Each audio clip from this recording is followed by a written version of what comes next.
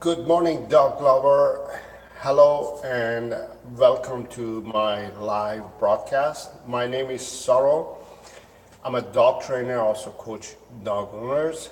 Welcome. If it's your first time here, I focus on training dogs, educating dog owners, and making you be more comfortable and confident about dealing with your dog and teaching and educating you about your dog, how to train your dog without the use of treats or food, force, domination, aversive tools, being alpha, any of those old-fashioned dog training system. It's time to change the way we look at dogs and dog training and start getting our dogs to live a healthier and happier life so you can have a well-behaved dog. If this is your first time here, make sure to subscribe to my channel. And if you have any questions, please type in the questions in the chat area and I'll answer all the questions. I'm here to answer all the questions. Let me just get it. All right. And if you have any questions, as I said, just leave the questions in the chat area and I'll answer them. And today, hopefully, I'm just going to hang around a little bit and see if everybody's going to show up. And we're going to have a great live broadcast today. I see that Mrs.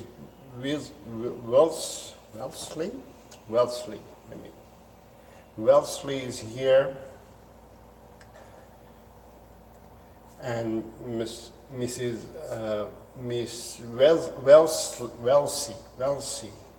Wellesley, yes, Miss Wellesley was on my channel and happens to be attending the live. Very good, welcome, and thank you for being here, everybody.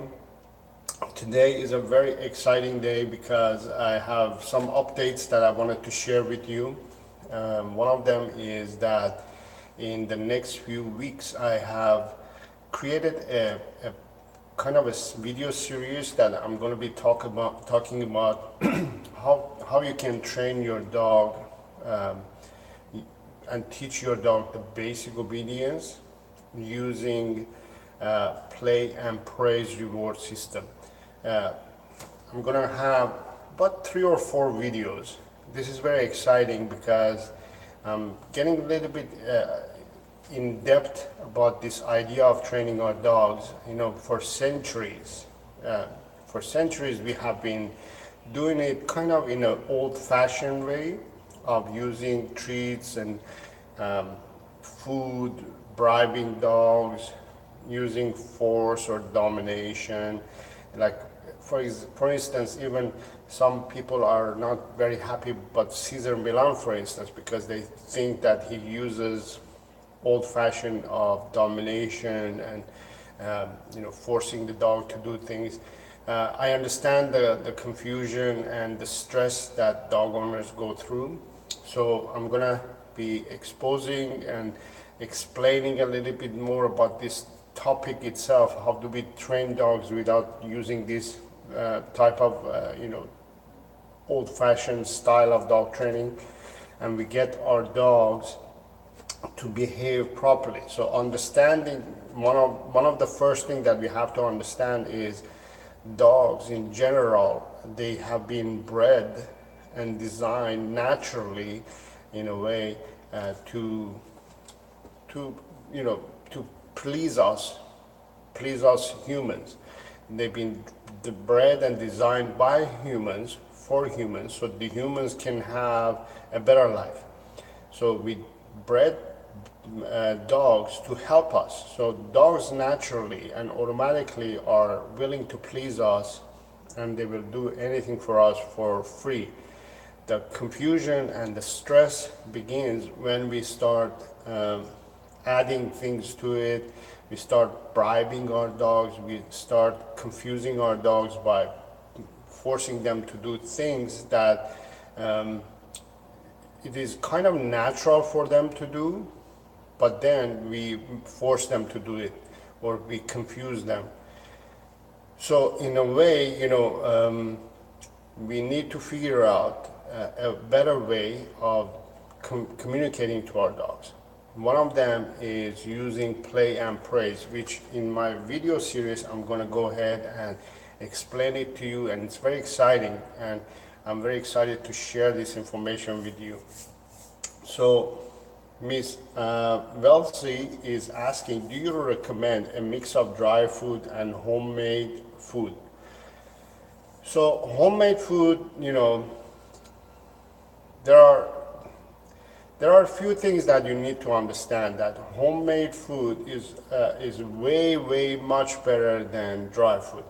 Now, if you have to mix dry food, if that's the choice that you're making, I would highly recommend to not mix dry food with homemade food. The reason for that is because homemade food is, I would say, is clean food, is very good food, whereas dry food is not so clean food. It's not natural. It's not clean. So you're kind of, you're doing 50-50 kind of. You're mixing good food with bad food. So in that point of view, I would say better not to. Now, if it's financial issues that you want to mix some dry food with homemade food, that's okay. As long as you are mixing some fresh food, let's call it fresh food. So dry food is not fresh food, and homemade food is fresh food. If you're mixing fresh food with your dry food, that's good. As long as you can do that, and you start eventually decreasing the amount of the dry food and start feeding more fresh food, would be better. But in general, until I would say last year, everybody was kind of nervous about, should we mix dry food with cooked food, or homemade food, or fresh food?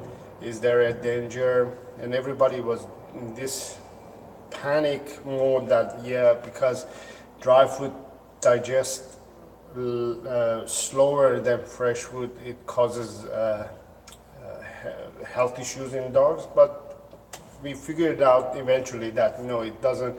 It's okay to mix it as long as you're mixing a fresh food with your dry food. It's okay. And hopefully, eventually, you're gonna kind of veer off the dry food and go into fresh food or species appropriate food for dogs. In general, I don't suggest feeding dogs dry food anyways, but very good question. I hope you got some points out of it. So as I said, so go ahead, and if you have any questions, leave those questions in the chat area. And no question is a stupid question or dumb question. And also, you may think also that your question is you're the only one who's going to ask this question, but believe me, everybody asks the same question.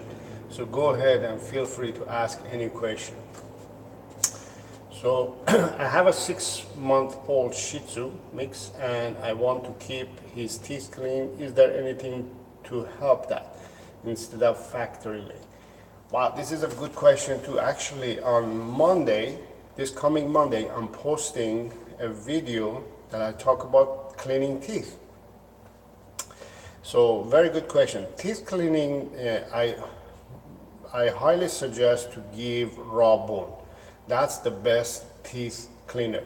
Raw bone, or those chews, you have seen probably, they're probably this size. There are longer ones too, but they cut them short as well. They're chews, they're veal chew, buffalo chews, all kinds of beef chews, veal chews, all kinds of chews. Those are good too For puppies, I would suggest you to give like I would say about 15 minutes to work on a bone, and then remove the bone, and then maybe give it twice a day if they like to work on it. The reason we don't want to give them to work on a bone for longer than 15 minutes because it becomes obsession. They're working hard on the bone, right? And they get into it, and they say, you know, if I just work on a little bit more, I'm going to get to that, and they get fascinated with it and obsessed with it, and they keep going, and then they can cause gum injuries and break teeth or things like that. So just let them work on it for 15 minutes so they get the benefit of teeth cleaning, and then remove it, and then maybe later on in the evening or next day just let them work on that bone again. So raw bone is a good and healthy choice for them, and we'll choose depending on your dog's size. In this case we have a Shih Tzu, so you can get one of those smaller version ones and just give in one sitting, and they will work on it, and that should be okay. And do you clean your dog regularly? So we have Andy Kishore is in the house. Thank you for being here.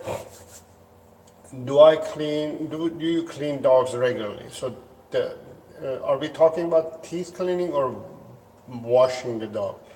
I'll answer both anyways. To clean teeth, I would say again, you know, just let your dog to work on a bone maybe once or twice a day for 10-15 minutes, and that's it. If you're talking about washing your dog, I would say once a month is a good choice to do.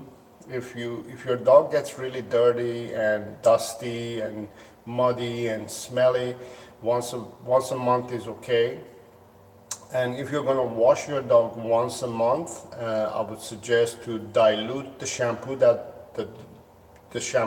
dog shampoo, the shampoo that is ideal for dogs. Hopefully you're selecting a shampoo that is ideal for dogs. I would suggest you to dilute the shampoo in the water and then use it, so it's not really strong if you're washing your dog every month. So it's kind of lightly washing your dog once a month. So that should be okay.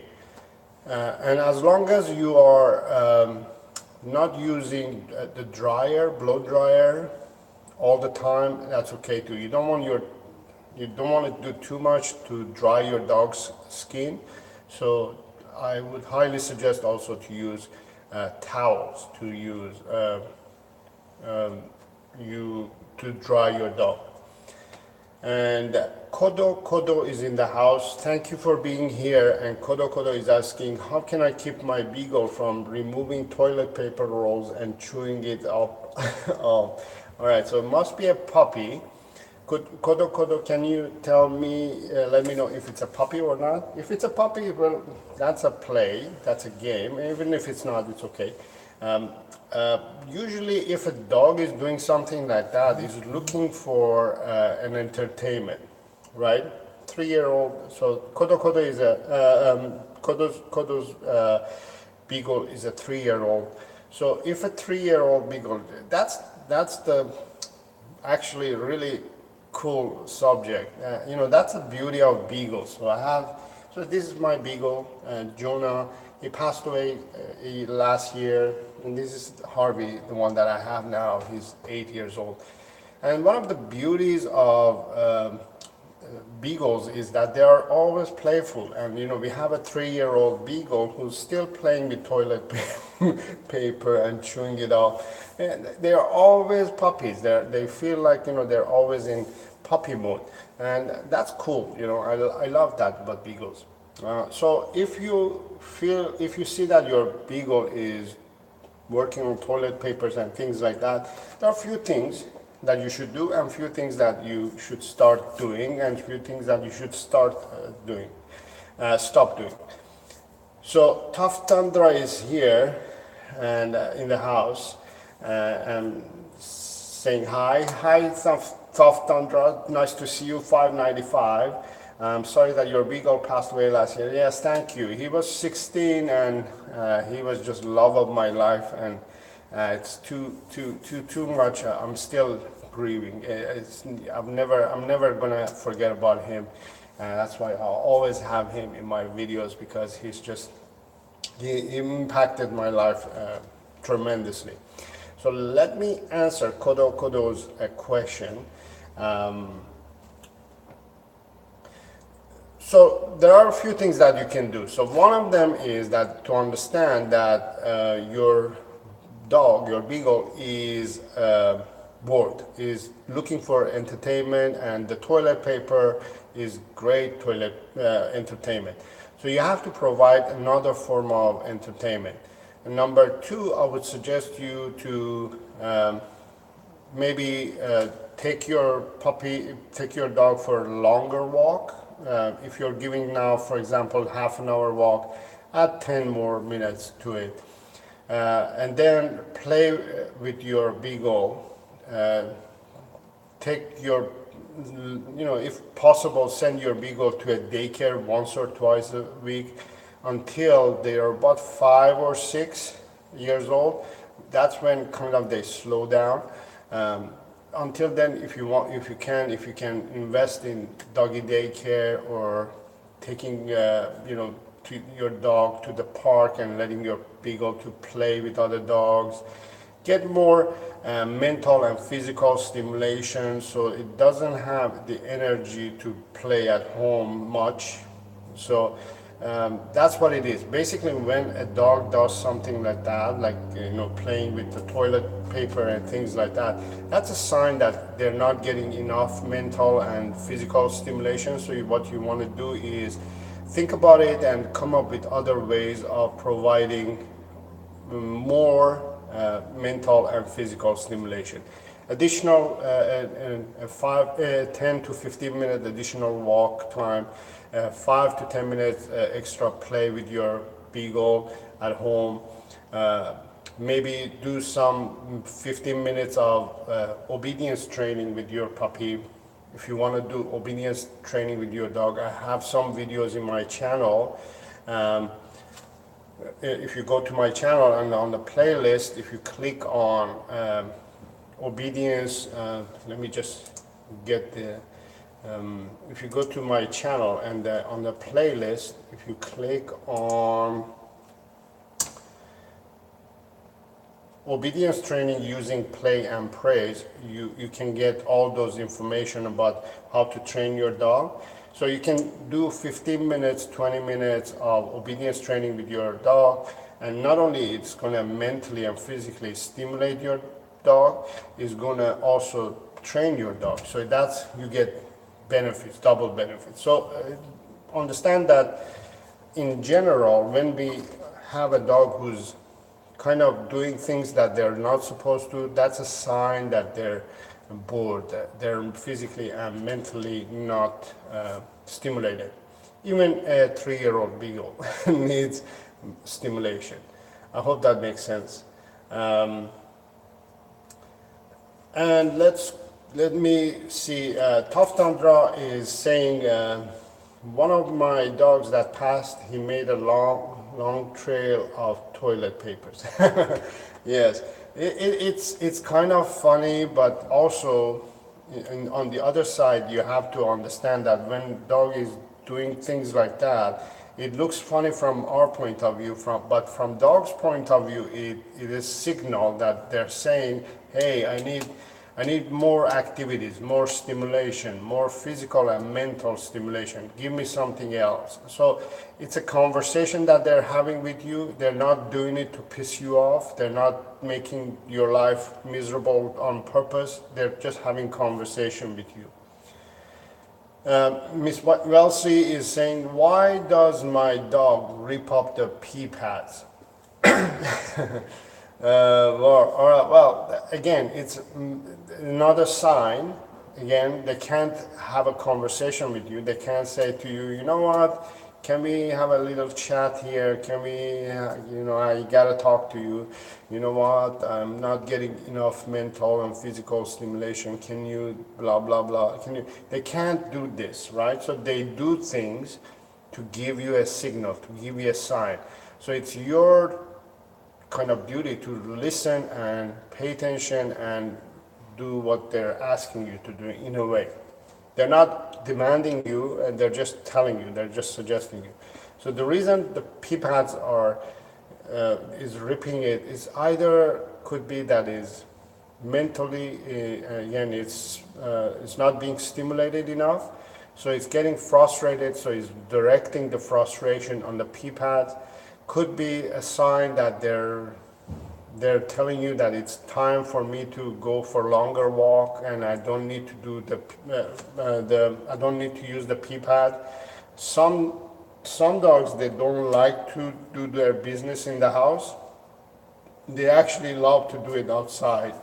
Again, I have videos about potty training and how to do things, how to get your dog to do its business outside. So maybe it's a sign that your dog is telling you that I'm grown up now, I need to go out.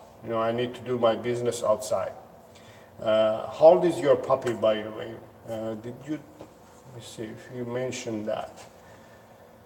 6 months old, yeah. So 6 months old, oh yeah, it's way off. Yeah, it's time to go out. No more, you don't need to use pee pads anymore. Pee pads, here's the thing.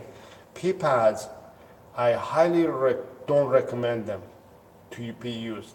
Pee pads are not for dogs. Dogs, they don't want to do their business in the house. They want to do their business outside.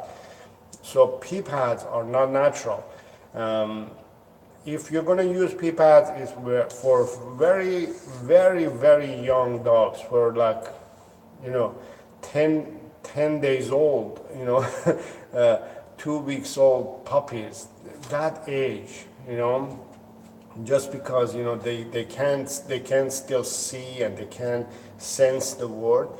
But by the time they are, a month and a half, 2 months old, it's time they're ready to go outside and do their business outside. So I highly recommend removing the pee pads and just starting to take your puppy out every 2 hours, every 2-3 hours, and just let it do its business outside.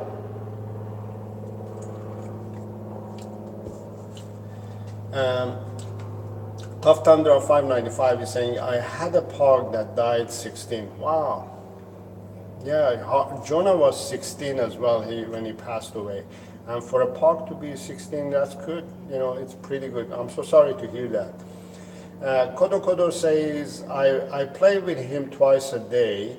I will extend our playtime. That may wear him up. Yes, definitely do add some additional mental and physical stimulation. Now, the other thing is, I don't want you just to play. Play is more of a physical stimulation. It doesn't drain the dog mentally. Your goal should be always to drain your dog mentally 70% and 30% physical. So what I mean by that is you want to focus mentally on stimulating your dog 70% mentally, 30% physically. So 30% physically could be play and things like that. 70% mentally could be training. So training is, I know when I say training, you're saying, oh wow, stop it, I don't want to talk about training. Training, this is what I was talking about in the beginning of this live broadcast as well. Training has become a word that people, I hate it, don't want to do it, forget about it. Training, it shouldn't be that. If you go watch my videos of how I train dogs, I'm actually playing with my dog. So you can use play, which is 30% physical stimulation, to improve your dog's mental stimulation, which is 70%. Combine them and get great results.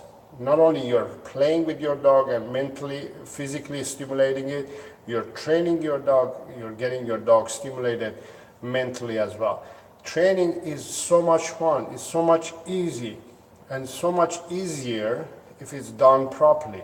So I highly recommend you to watch my videos in my playlist and the future videos that I'm going to go in depth about how easy it is to train dogs. So I can't wait to share this new series with you. So yeah, focus on more mental stimulation rather than physical stimulation. And let me see, where was I? Yes. So Tough Tundra is saying, Saro, how many dogs do you train at once?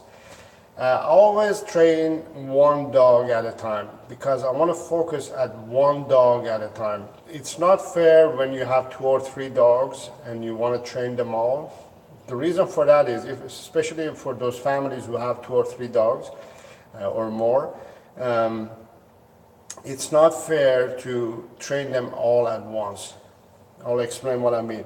So you want to train one dog at a time, so you have your focus on one dog and the dog has focus on you 100%, and you train that dog to a level that, let's say, level from 0 to level 10.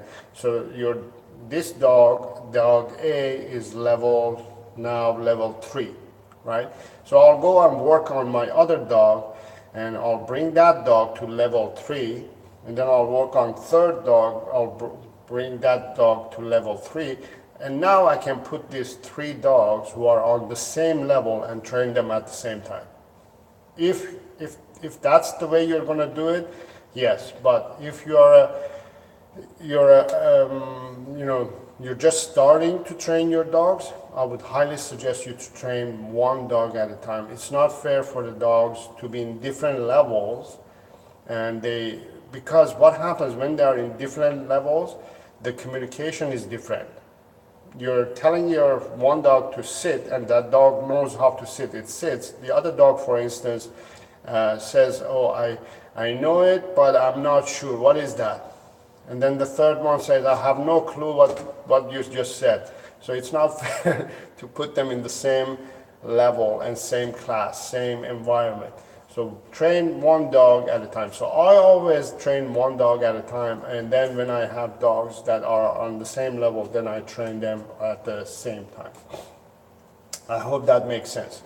So Kodo says, I will go back and watch earlier shows. I appreciate your input. Very good. Thank you very much. And yes, go ahead and watch most of my videos. My videos, most of them are very informative, technically and also theoretically. They are very important for dog owners to know this. All the videos that I make, there is a reason why I make. For the past 10-15 years, I've been training dogs and dog owners and educating dog owners. I've come across many scenarios, many situations. So I've gathered all these things that I've learned, and I've made videos about each one of them. So in one way or another, every video is going to relate to you. So go ahead and watch all the videos if possible. Just dedicate a day and just binge watch my videos. Miss Welsi is saying, I walk my dog a quarter mile.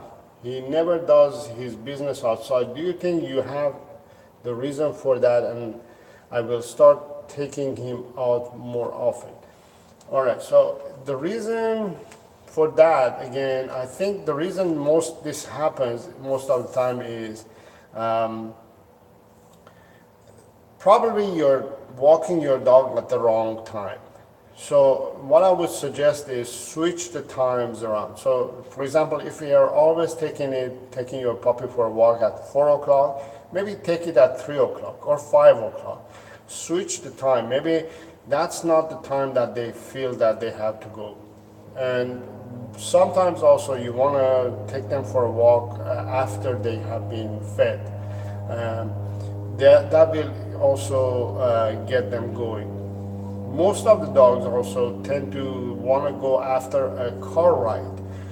The car ride makes them get stimulated and they want to go. So maybe try to change the time, change the environment. Maybe take your dog to different place. Don't take to the same place. Quarter mile. Yeah, that's a lot of walk actually, and if he's not doing anything, that means he doesn't have to do it, right? And for a 6 month old, I would say, they usually are pure, so they don't have that mental stress yet. So it shouldn't be related to stress. That's why they're they have that stress that, oh, I'm outside and I'm panicking and all this, and they don't feel like going. Shouldn't be, unless your puppy is one of those sensitive ones and is not feeling confident. That's why he's not doing his business. If that's the case, if your puppy is lacking confidence, again, training will help. Training is something that will get your your dog's confidence level up. The reason for that is, let me explain why I suggest training your dog with those dogs who have confidence issue. When a dog has confidence issue, that means they're very close. They're not opening up themselves. They're saying, I don't know, just leave me alone. I don't know anything. They want to shut themselves down. So, but when you start training them, training is giving them a small problem to solve. So you're saying, for example, to a 5-year-old kid, for instance, you're saying, what is 2 plus 2? 5-year-old doesn't know what 2 plus 2 is. They probably know it, but they don't exactly know how to solve it. Maybe 1 plus 1 it's easier for them, but 2 plus 3 will be harder, right? So for a dog, you're introducing small problems to solve. So for example, you're saying sit, and the dog's saying, I don't know what that is. And you start teaching the dog to sit and things like that. So as you start teaching these things to your dog, they start learning how to solve problems. And once they start solving problems, they will start opening up more. And once they start opening up more, the confidence levels goes up, because they say, oh, I have solved similar problems before by using training, so now I know how to solve problems.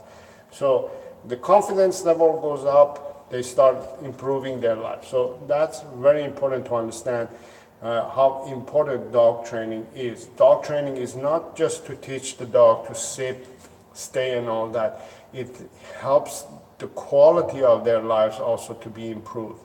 It brings their confidence level up. It makes them feel more assured and confident and walk like that rather than shy and stress and all that. So training will help a lot of things. So focus on that. Focus on improving your dog's mental state of mind. Ryan King is in the house. Hi there. Thank you for being in here and welcome. Karen Sharma is in the house as well, saying hello, sir. Hello. Thank you for being here. I have a 5-month-old boxer puppy. How can I teach him to be careful while walking on the road? Even though I always put him on leash while walking, but still I want him to be careful on the road. He always comes in front of cars. Okay, so let me answer this question. So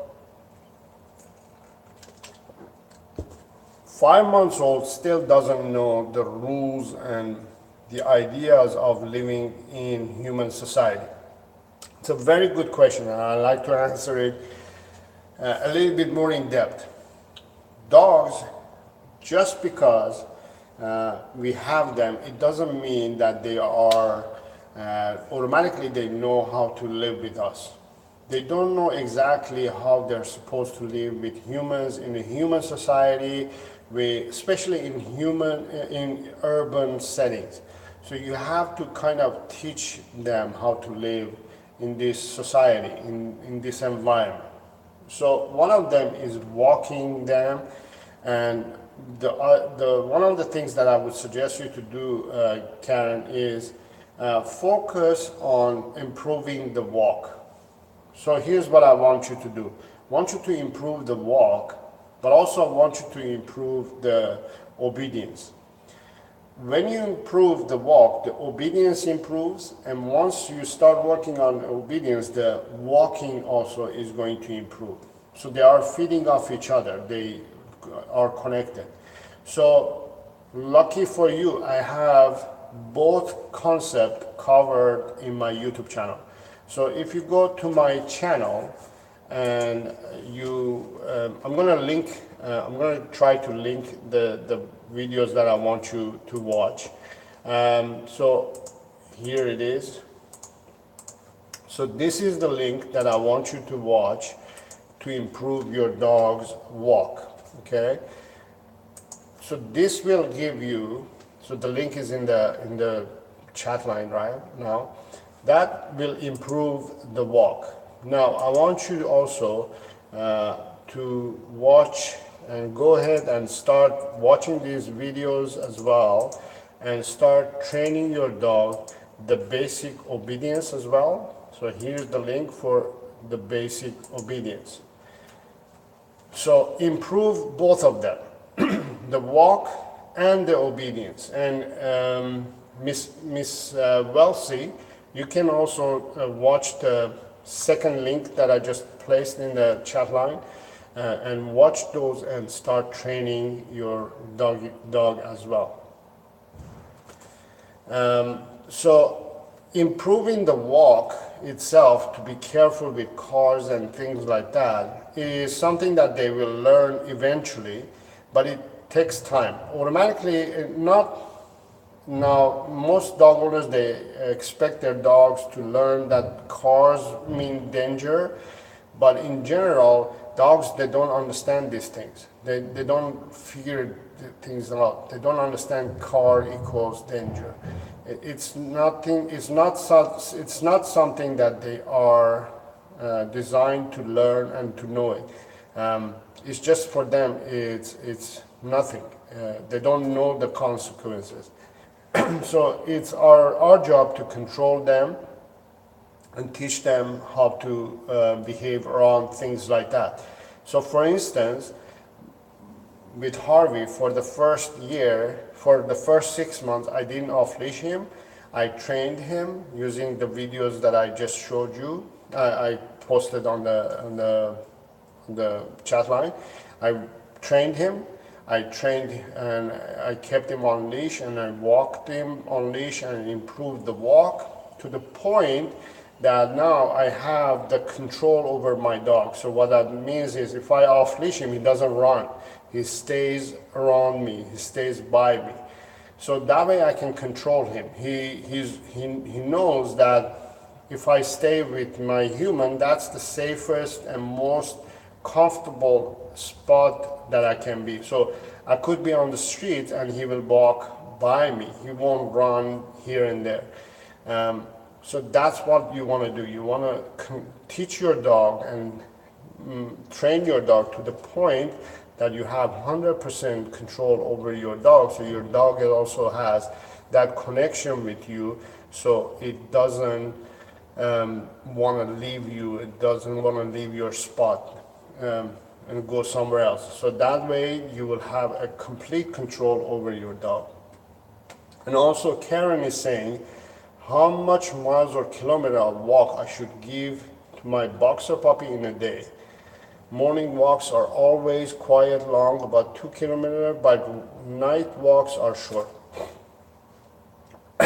Wow, 2 kilometers. So if you're walking your dog 2 kilometers, that must take at least an hour, I would say, like that. But let me give you a good formula, actually.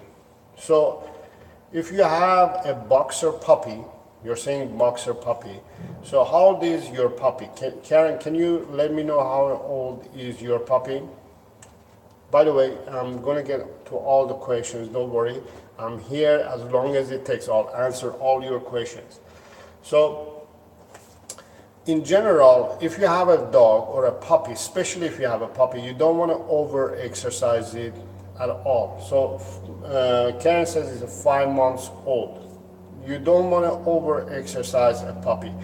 A 5 months old is still growing, right? Physically is still growing. Up to a year old, they are growing physically. 80% of their growth is done up to a year old. The other 20% is done later on that. So at this age, they are very sensitive, physically and mentally as well. But physically, they're still growing up. Too much exercise will cause body and physical damages. So it will cause them, their bones are still fitting in, they're still separated. Your puppy's bones are still separated. And as they're growing up, their bones are attaching and they're developing. So at this age, if you over-exercise your puppy, and if you go for an hour walk, this will mold this way, for instance. You know what I mean? And this will cause health issues in future. If the bones are not developed properly, it will cause pain and will cause health issues in future. So you want to calm down the exercise. You want to reduce the exercise until they're older. Then you can start exercising them a little bit more. But for puppies, I highly suggest to focus on 4 sessions of exercise a day, and each exercise about 15 to 20 minutes, maximum 20 minutes. So 20 minutes of either walking, 20 minutes of playing with other dogs, 20 minutes of playing with you with the tug of war and toys and things like that. Anything, that activity they're doing should be limited to 20 minutes. And then break, rest, and then another one in an hour or 2 or 3, another 20 minutes again. So long walks, unfortunately, I come across this, actually, unfortunately, I come across a lot of dog owners who tell me, oh, I took my dog for 3 hours walk. They're proud that they did that.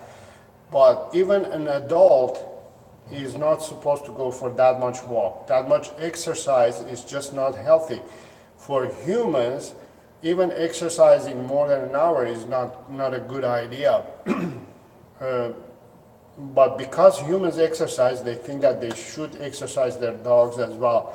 Unfortunately, it's not a good idea. Over-exercising is number one reason why dogs have behavioral issues, especially aggression, because it stresses them.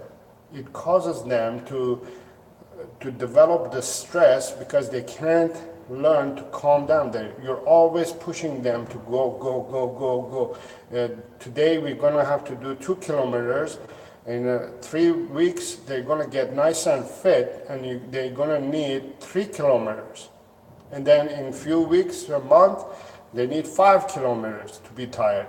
And on and on and on, you know. And when it's going to end? You have to understand that dogs in general, they don't need too much exercise. They need exercise, but not too much. Maximum an hour a day. Puppies, 4 walks or 4 exercise sessions of 15 to 20 minutes a day. Adult dogs, you know, a year and older, up to 5 to 7 years old, they need about, I would say, 2 sessions of 45 minutes, maybe, maximum. And seniors, they need 2 walks or 2 exercise sessions of half an hour maximum each. I've done a video about this in my channel, but this is one of those topics that I highly get passionate about it and get really excited about it. I want to talk about it. Yes, this over-exercising dogs is number one reason why dogs have behavioral issues. Every time I visit a dog owner who has called me with dog behavioral issues, one of the first thing that I ask, how long do you exercise your dog? They either say I exercise my dog 2 or 3 hours a day, or they say 15 minutes a day. So, either too much or not enough exercise. So provide enough exercise for your dog. So Karen, I hope that answers your question. You were saying that you walk 2 kilometers in the morning and a shorter walk in the evening. I highly suggest you to divide it into 4 sessions of exercise, each 15 minutes to 20 minutes. By the way, if you guys are on, let me know, how long do you exercise your dog per day? Let me know if you are in the chat line. Let me know in the chat line, by the way, how long do you exercise your dog per day? Karen Sharma says, okay, thanks, I'll watch it. Yes, great. Go ahead and watch those and let me know if you have any questions. Don V is in the house. Thank you for being here. He says, hi, I still don't have a dog, but congrats on 5K again. Oh, thank you very much. Yes, my channel is growing really fast and I'm very excited about it. That's a great feedback from the community that I'm involved with. And it's great that I am enjoying what I'm doing, and my channel is growing, and that's showing me that I'm doing something good. So that's great. Thank you very much. And if you get a dog, let me know if you have any questions or anything like that. Ryan King is in the house. So Ryan King is asking, I was wondering, how do you keep a dog from barking at the doorbell? I run a business from home, and a lot of people will come to the door during the day, but my dog keeps barking and scares some of them. All right. Very good question. And I'm gonna link the video that I want you to watch. This is gonna help you to figure out how to solve this issue. So you see, for example, when you are at home and you're working and the doorbell comes up and your dog starts barking, you can kind of tell your dog, okay, one bark is okay, but not more than that. So the way you're going to have to do it, you can't stop your dog at the time that is barking. At the time the doorbell goes off and your dog barks, that's not the time to train your dog. That's the worst time actually to train your dog, because your dog is barking and your dog is either excited or stressed or whatever feeling that it has. Its level is very high, right? It's up there, and that's not the time to go and say, hey buddy, don't do that, do something else. That brain state of mind is too high, is too stressed, too overwhelmed, so it's not the time to train the dog at that time. The training should be done before or after. So I'm going to link a video that I want you to watch and teach your dog. This video is for Ryan King. So I just placed the link in the chat line. I want you to watch that video and start teaching your dog the verbal cue that you can teach your dog to listen to. In this case, I'm teaching you how to say no, for example. I say no and the dog stops doing whatever it is doing. So in this video, I show you that I teach the dog the verbal cue of no, how to respond to it using play and praise, using the game that the dog likes. In this case, I'm using a dog who likes to play ball. So you can create a game that your dog likes and teach your dog the cue of no. So when the door is familiar with it, So when the doorbell comes, the real thing happens, and doorbell goes off and your dog starts barking, you can say, Rover, no, and Rover is familiar with it. Oh yeah, we've done this practice, I know what it means. And it stops, and then you reward your dog with a play or another praise for the first 10 times, actual doorbell ringing, and then your dog is going to stop. So that's how you stop a behavior, an unwanted behavior, any unwanted behavior.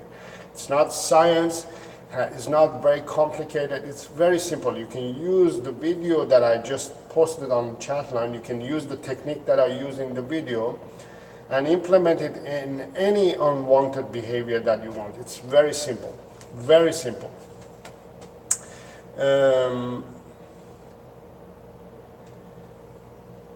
All right, so let's see. Ryan King scares them with his barking, I mean. Yes, of course he's gonna scare people up. So, you know, just watch that video and let me know what you think.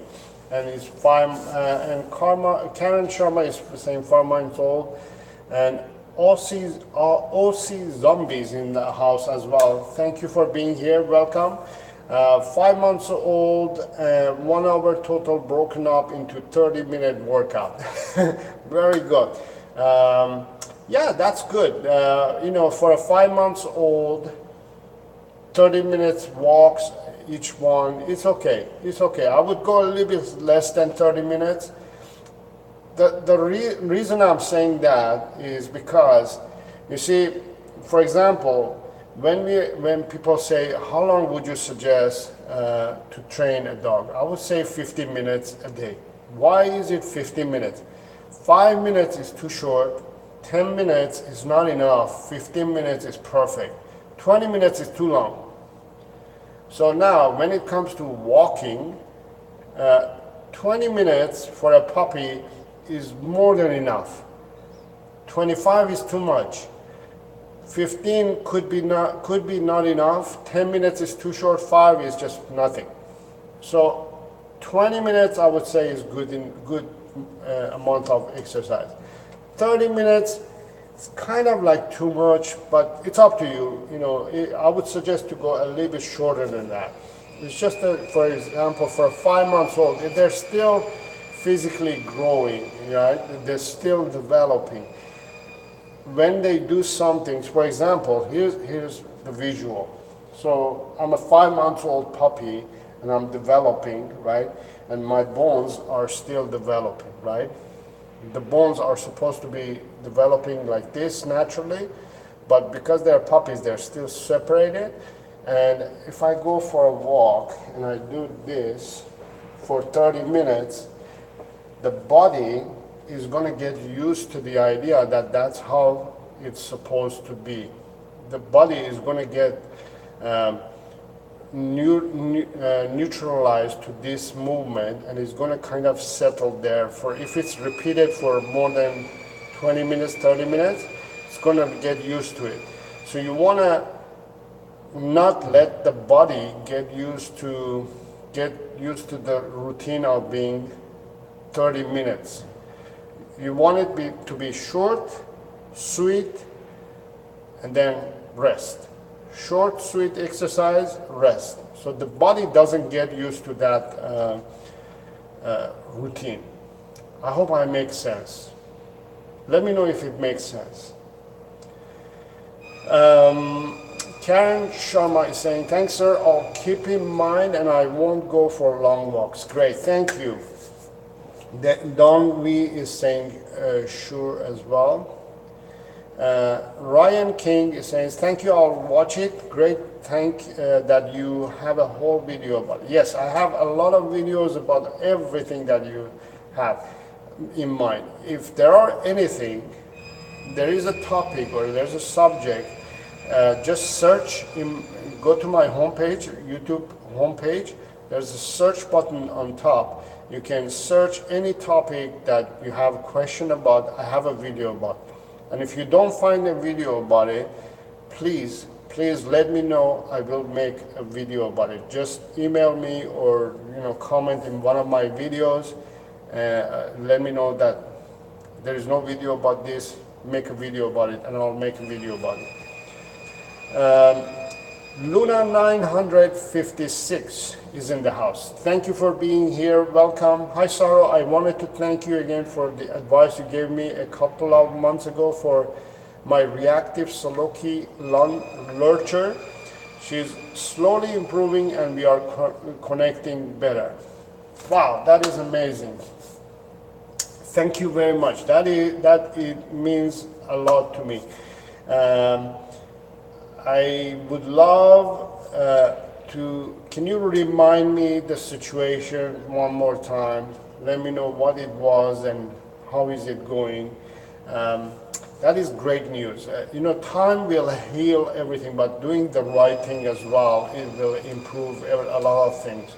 So I'm really excited and really happy to hear that it's slowly improving and you guys are connecting better. That means a lot.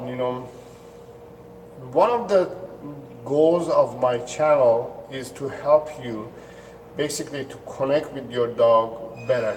Most dog owners, they have a dog. We have a dog, but they're not connected to the dogs in a way that is healthy and beneficial. So my goal is to help you to have a very healthy and good relationship with your dog. And that only happens if you know what to do and how to do things, and taking the right steps and doing the right things, making the right choices will always improve the relationship with you and your dog. That is great to hear. Thank you for letting me know. Miss Wesley is saying, my dog is very careful when walking. He will look both sides before crossing the street and will always be in the sidewalk even though there are no cars. But when we come back home, we'll yank the leash. Okay, so that is great. Your dog is cautious and it's connected to you when it's walking. That's a good sign. But when you're heading home, it will start pulling on the leash. So it's excited to go home in a way. So it's good news. It's a good thing that when you're walking, is cautious and careful and walks by you and everything is good. But it's excited to go home. It's okay I would say the only thing that I would suggest is, no matter what the reason, if your dog is pulling you on the leash, I would highly suggest to correct that as well. No matter what the reason is, are we going home or are we going to see a friend or are we seeing a loved one or anything like that, you still want to correct that behavior so they don't pull on the leash. So one of the reasons that I highly suggest you to not let your dog to pull on the leash is because they put a lot of pressure on their neck area when they're pulling, and that causes them to have neck injuries, joint injuries, all kinds of health issues will develop if they're pulling on the leash. Beside the fact that they're pulling on the leash and they're getting excited, beside that it causes also health issues. So that's the other reason I don't suggest you not to let your dog to pull on the leash and then run home. So just focus on that. Ryan King says, thank you for your answer and advice. You are great. Thank you very much. I really appreciate your feedback. Vihan Maskar is saying, only 5 watching live, LOL. All right. I believe your puppy is 5 months old. Thank you for being here, Vihan. If you have any questions, let me know. Let me know if you have any questions. OC Zombie is saying, yes, it does make perfect sense. Thank you. Thank you very much. Thank you for being here. If you still have questions, let me know. I'll answer them. All right, this was very productive live session. I really enjoyed it. I talked about many things. One of the things was the over-exercising dogs, and the other one was that I was just talking about, it was the pulling on leash. These are the two subjects that I will be making more videos about them. But in general, I want you to understand that over-exercising or giving too much exercise to a dog is not healthy. If you focus on your dog's daily 5 essential needs, which I always repeat in my channel, which are exercise, training, socialization, care, and then affection, you will have a dog who's going to be more manageable, healthier, and happier, and well behaved. So exercise is number one, right? Exercise, number one, training, socialization, care, and then affection. So exercise is something that you have to start the day with. Give enough exercise to your puppy or your dog, and then you have to do some training as well. Every day is an opportunity to train your dog. Now when I say training, again, people panic. They say, oh, I gotta do this, I gotta do that. No, training can be done if you are spending time with your dog. If you're spending time with your dog, it's an opportunity to train your dog. If you're coming home from work and you're spending time with your dog, instead of just taking your dog for 2 hours hike, I know you want to get out and you want to go for a hike, but instead of that, focus on 15-20 minutes training your dog and then exercise your dog. So exercise, train, then socialize your dog, and then provide a good, clean food, care for your dog, and then last thing is affection. You share affection with your dog when your dog does something positive. When your dog does something good, you share affection. You use affection as a reward to your dog. Luna 956 is saying, thank you for your reply. A quick recap on the situation. My son came home with lurcher, then moved out. After being attacked by another dog several times, she started to react back to the dog, and most dogs we came across. The walks became incredibly stressful. Okay, wow.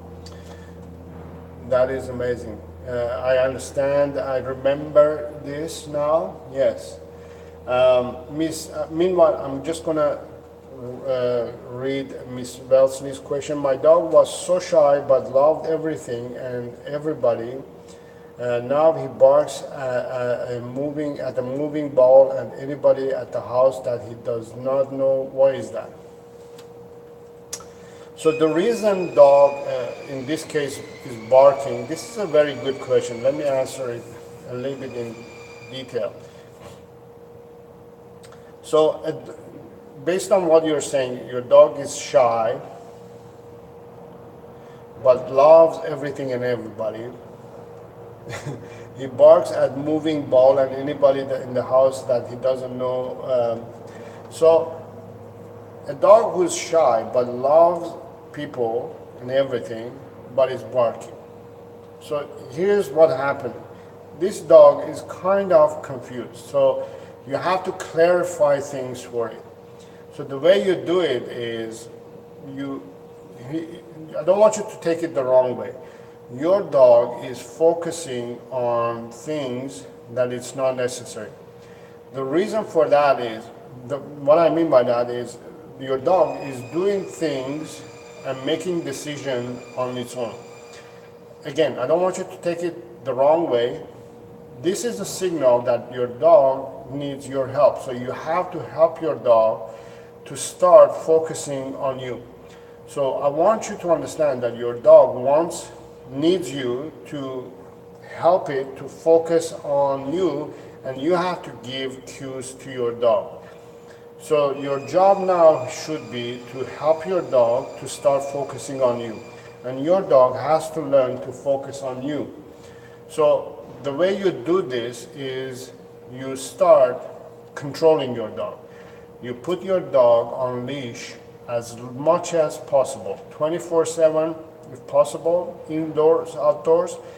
You keep your dog on leash and you tell your dog, I am in control, I'm going to control you, I'm going to help you to deal with situations. And the reason your dog is shy, first of all, and is barking is because you're giving too much freedom to your dog.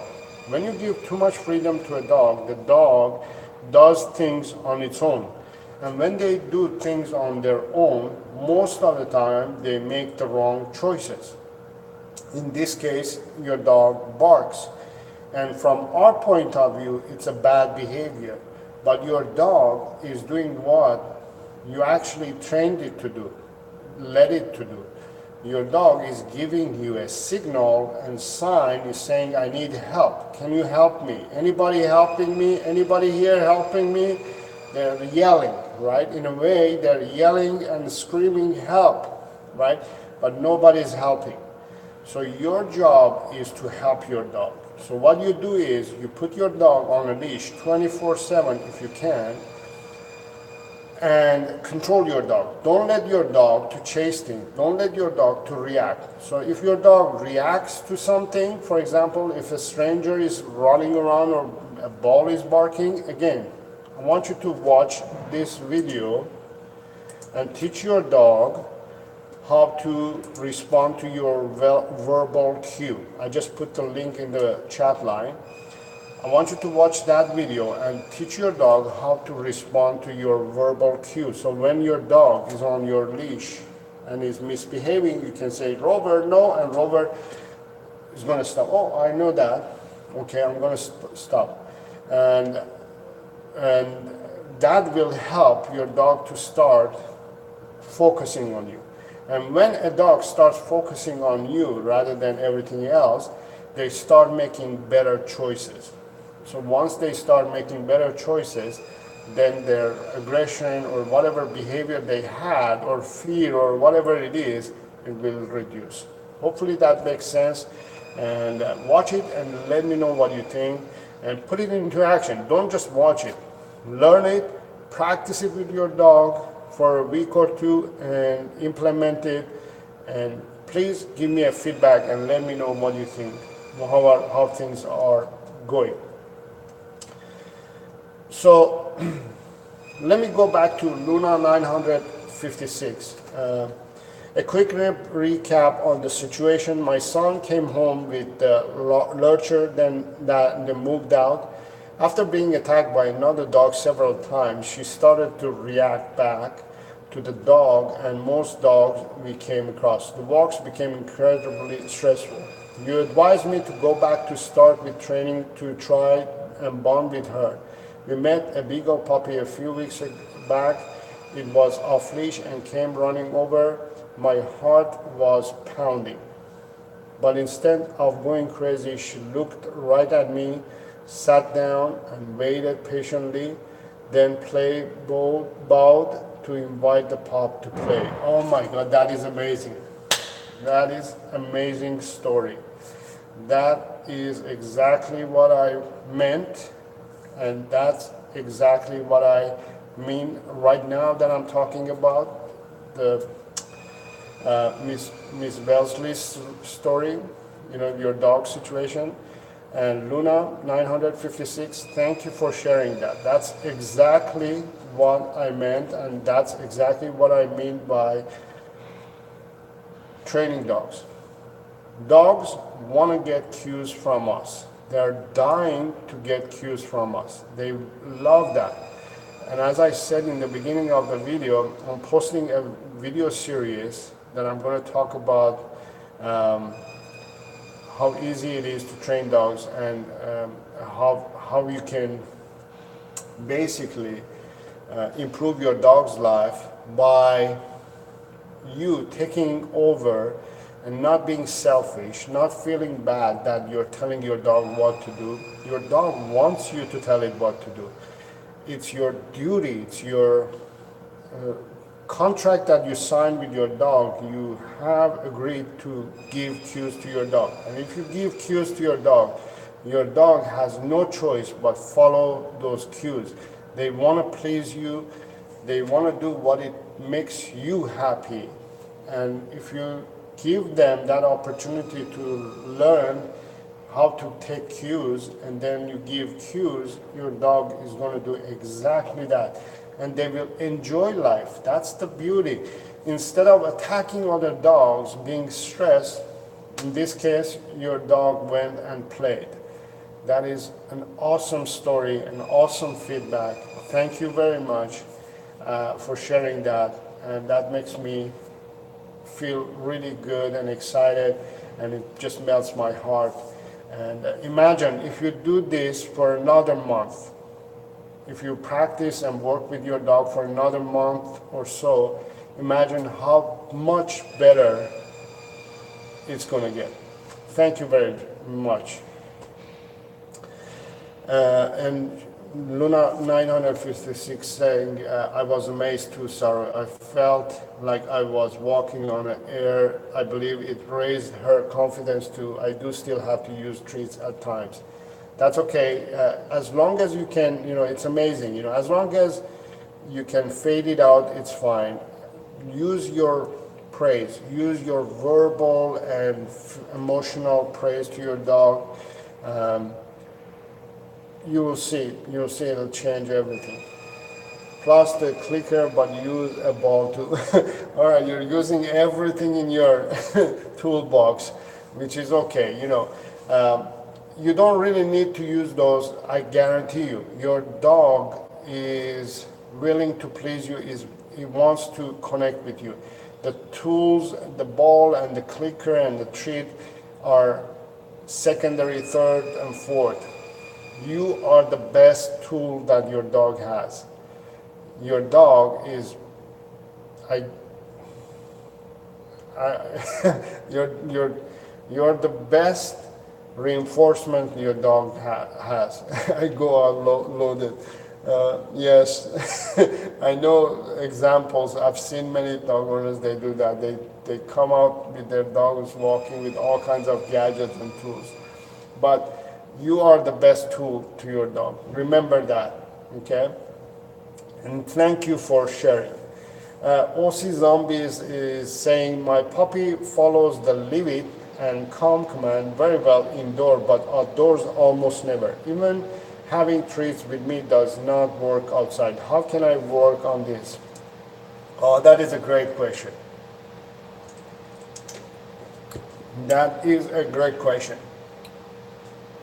So OC Zombies, let me explain this. So a dog learns in 5 levels. What are those levels?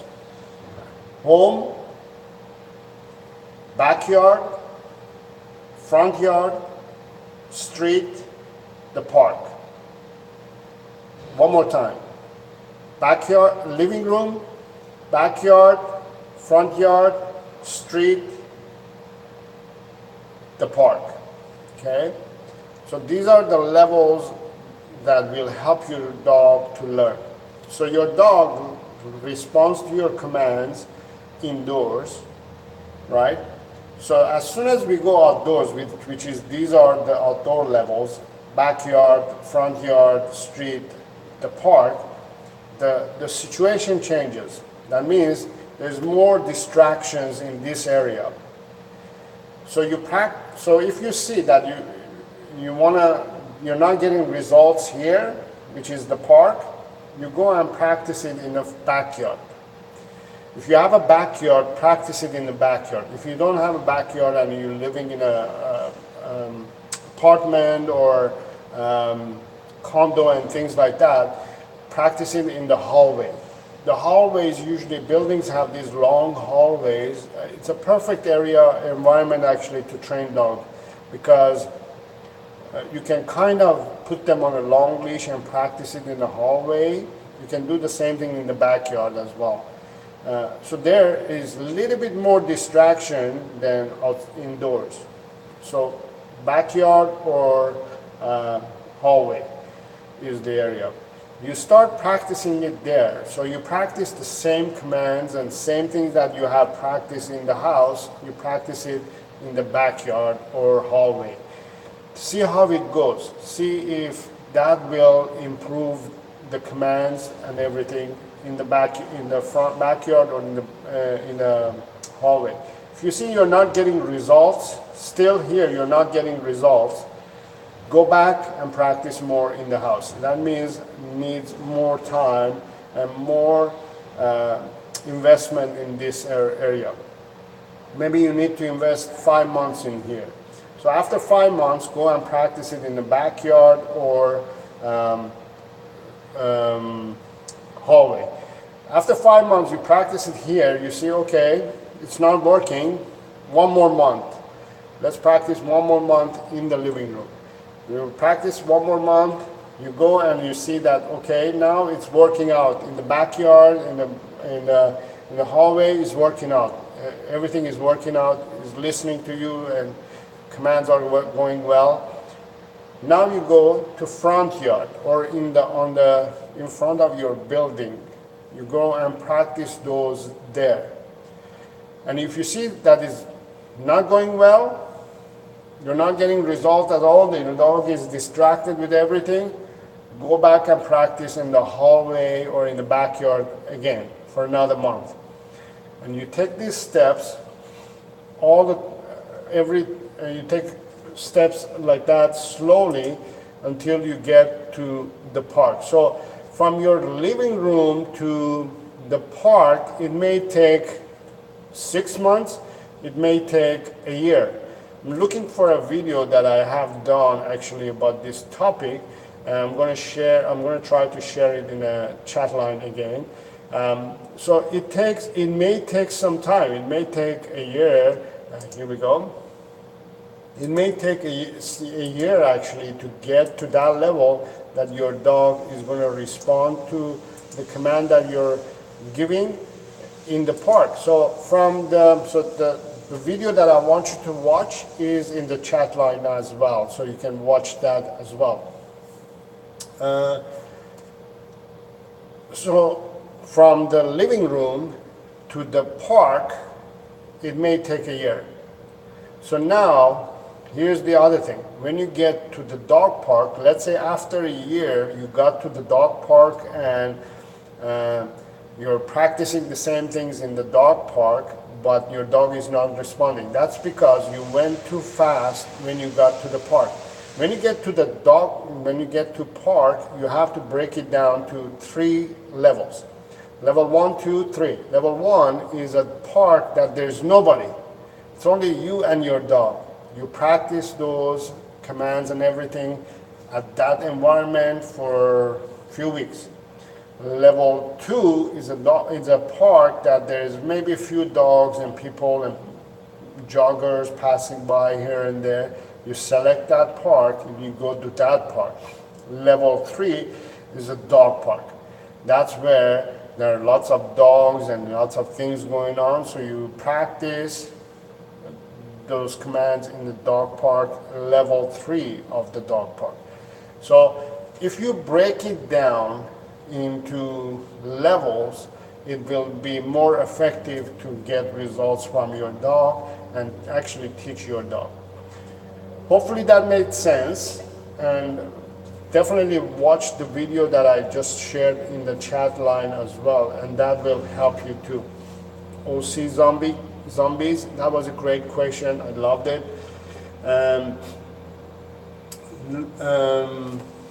Miss Wellesley is saying, my dog only knows sit and up, but I can't really work with him because he's never really tired. Can you help me with this? Okay. So the reason, so I think what you mean is that your dog is not paying attention to you when you're training your dog. He's not really into you. So this is why you use my training system, which is play and praise reward system. When you use play and praise reward system, your dog is always paying attention to you. You know, when your dog is in play mode, that's the best time to train. You use that energy that they're paying attention. Your dog always wants to play with you. Either wants to play with you or with a dog, right? They always are in play mode. when you say to your dog, what a good boy, what a good girl, don't they go like this? Don't they go like that? Oh, and they get happy, they get excited, right? Because you're paying attention to your dog. You're excited. You're making it fun. So play or praise mode is the best state of mind for dogs to learn. So they will pay attention to you. So make sure, again, to watch my videos where I show how to teach your dog using play and praise reward system. And also make sure to watch my upcoming videos. I'm doing a video series about how to train your dog using play and praise reward system. And I'm going to break it down. I'm going to explain all the things that you need to know and how to do things. And watch those as well and just train your dog. That's how you get your dog to pay attention.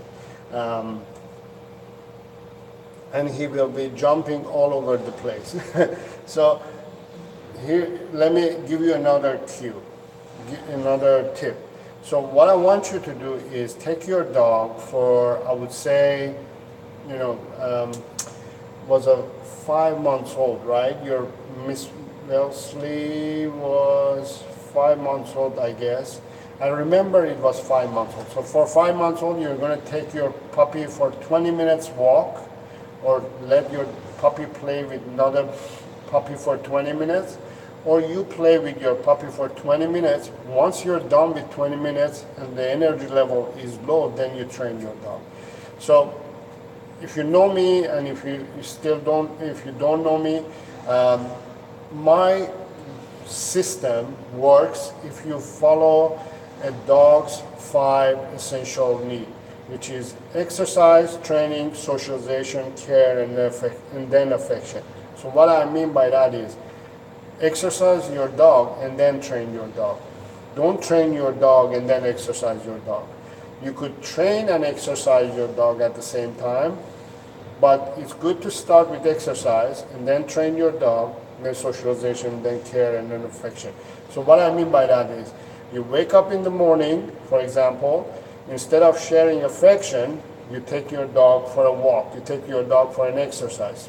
Then you train your dog for 15 minutes, and then using the training and exercise that you've done, help your dog to socialize with neighbors, people, dogs, objects, environment, things like that.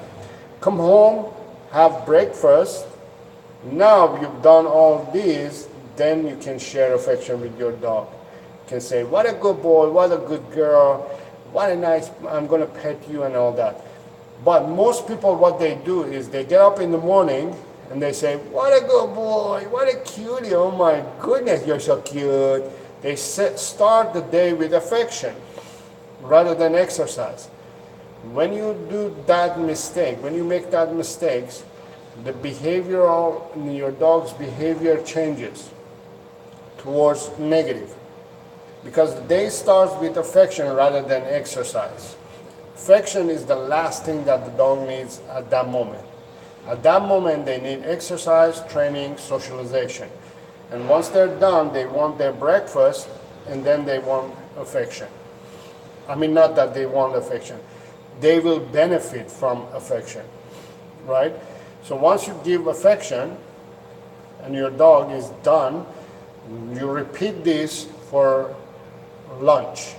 You repeat this for afternoon. You repeat this for evening. So this exercise, training, socialization, care, and then affection repeats 4 or 5 times a day, depending on your schedule, depending on your dog's energy level and breed and all that. So it's a good idea to repeat that a few times a day. I hope that makes sense. So focus on training.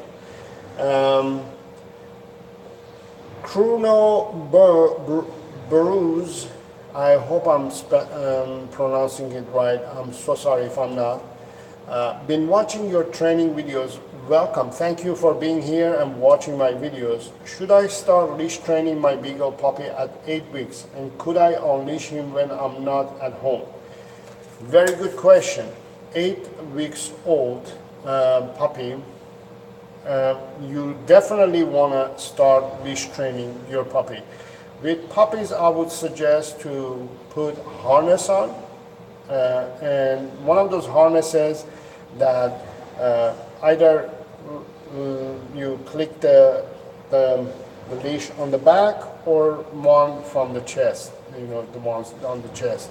The chest ones are a little bit easier to handle, but the idea here is not to put too much pressure on their neck or using the collar. So what you want to do is put a harness so it's not putting too much pressure on their neck. Puppies at 8 weeks are very sensitive and weak and are still growing, developing.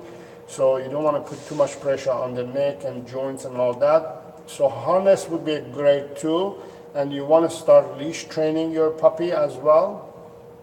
If you want to start leash training your puppy, I have videos in my channel. You can go to my channel and go on playlist on top and watch the playlist that is how to walk your dog off leash or on leash, which I'm going to link it in the chat line at the moment. Here we go. There it is. So you can watch these videos to improve the walk, the leash walk. And could I unleash him when I'm not at home? When your puppy 8 weeks old, I would suggest not to off leash your puppy at home. I would suggest to either crate it or keep it in a small environment or small room that your puppy is kind of in an environment that can't destroy things, right? Smaller environment is healthier for dogs. It's much relaxing if a pup or a dog has this much space than this much space. It makes it easier for them to relax when you give them a smaller environment. So small room, a crate would be better. I wouldn't suggest off-leashing because they can get into trouble and they can get into things which is not healthy, and it's not safe. I hope that makes sense. NJ is in the house. Thank you for being here and welcome. King Charles Cavalier Spaniel, a good dog. Every dog is a good dog. Any dog is a good dog. All dogs, King Charles Cavalier Spaniel, any dog is a good dog. As long as you focus on these 5, as long as you focus on providing your dog with 5 daily essential needs: exercise, training, socialization, care, and then affection. If you provide these 5 things to your dog, which I have a video about it and I'm going to talk about it more in my channel in future, if you provide these 5 essential needs for your dog, no matter what breed of dog, no matter what size of dog, no matter what kind of dog you have, it will be the best dog for you. Because if you provide these 5 essential needs for your dog is going to do the best to please you. If you ignore these 5 essential needs to your dog is going to give you a cold shoulder. It's going to be a bad dog. It doesn't matter what breed it is. It doesn't matter what kind of dog it is. If you don't provide your dog their 5 daily essential needs, which is exercise, training, socialization, care, and then affection, you will have a bad dog. That's simple. I hope that answers your questions. I want to get a dog, and Cavalier, and is very cute, but I want to know if it's high maintenance or not. High maintenance,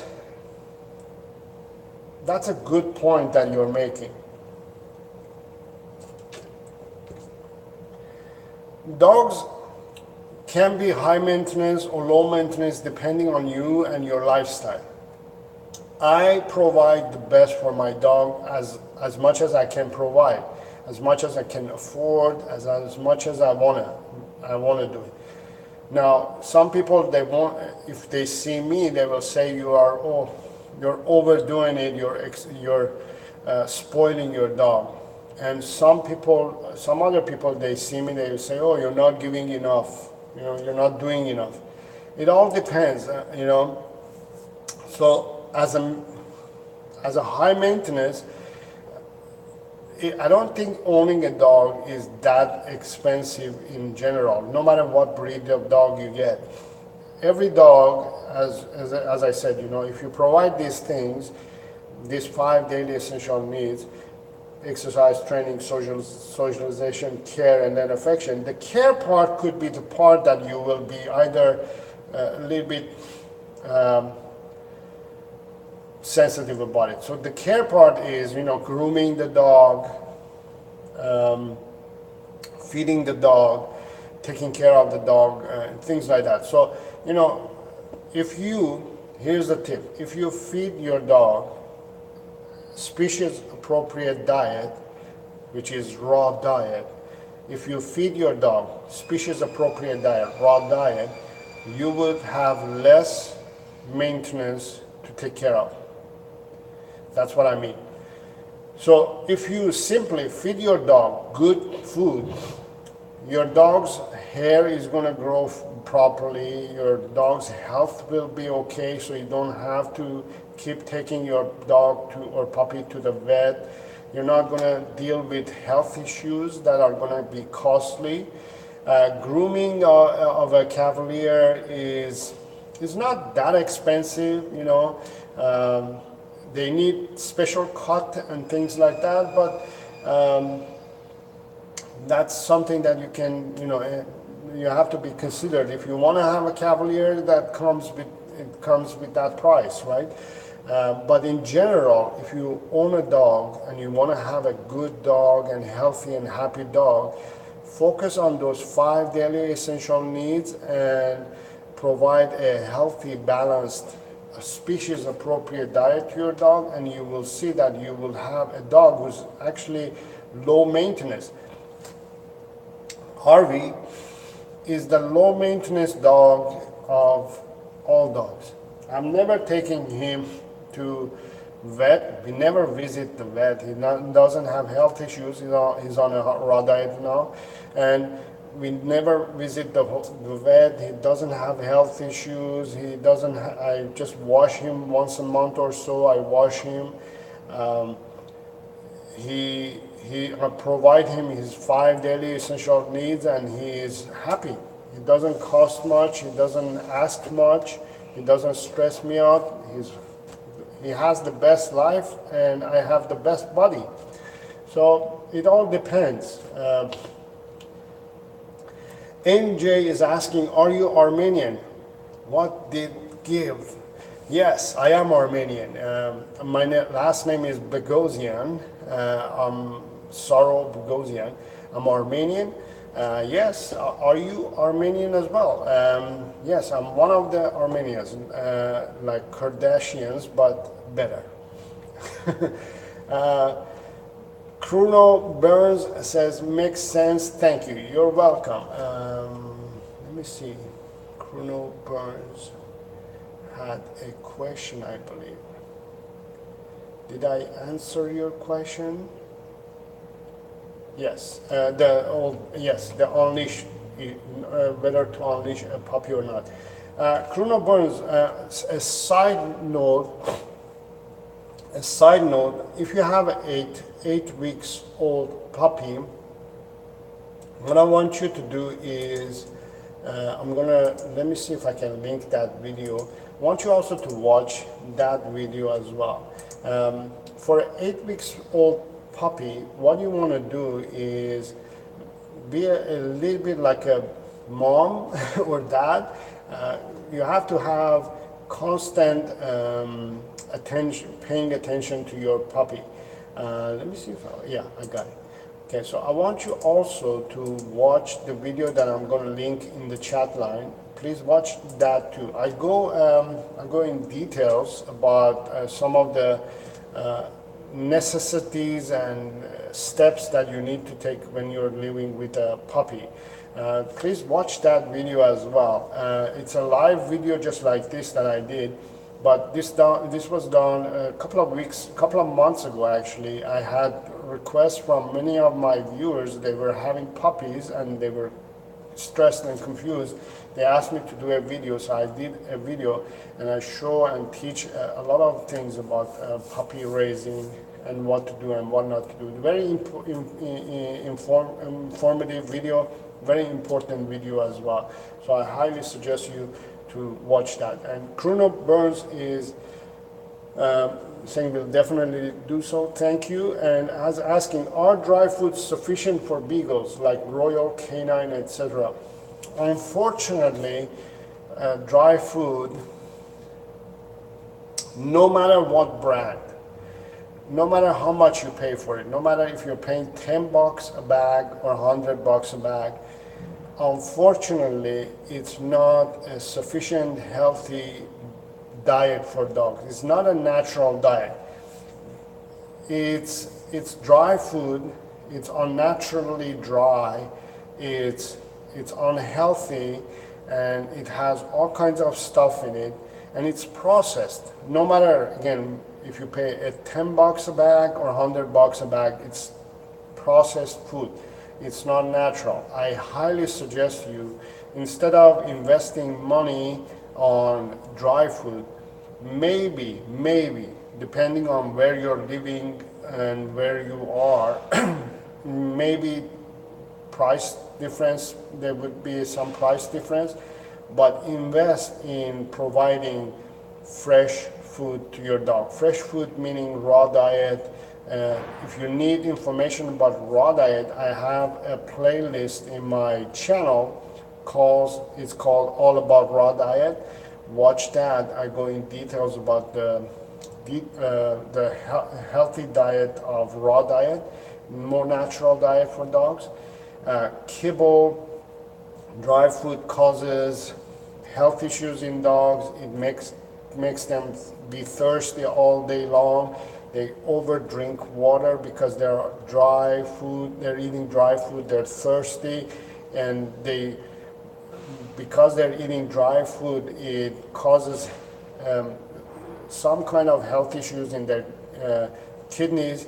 And because they're drinking a lot of water to replace that moisture that they're missing, it causes pressure and stress in their bladder, which causes other health issues to develop. It's just a cycle of health issues that it goes around and comes around and goes on and on when they are being fed dry food.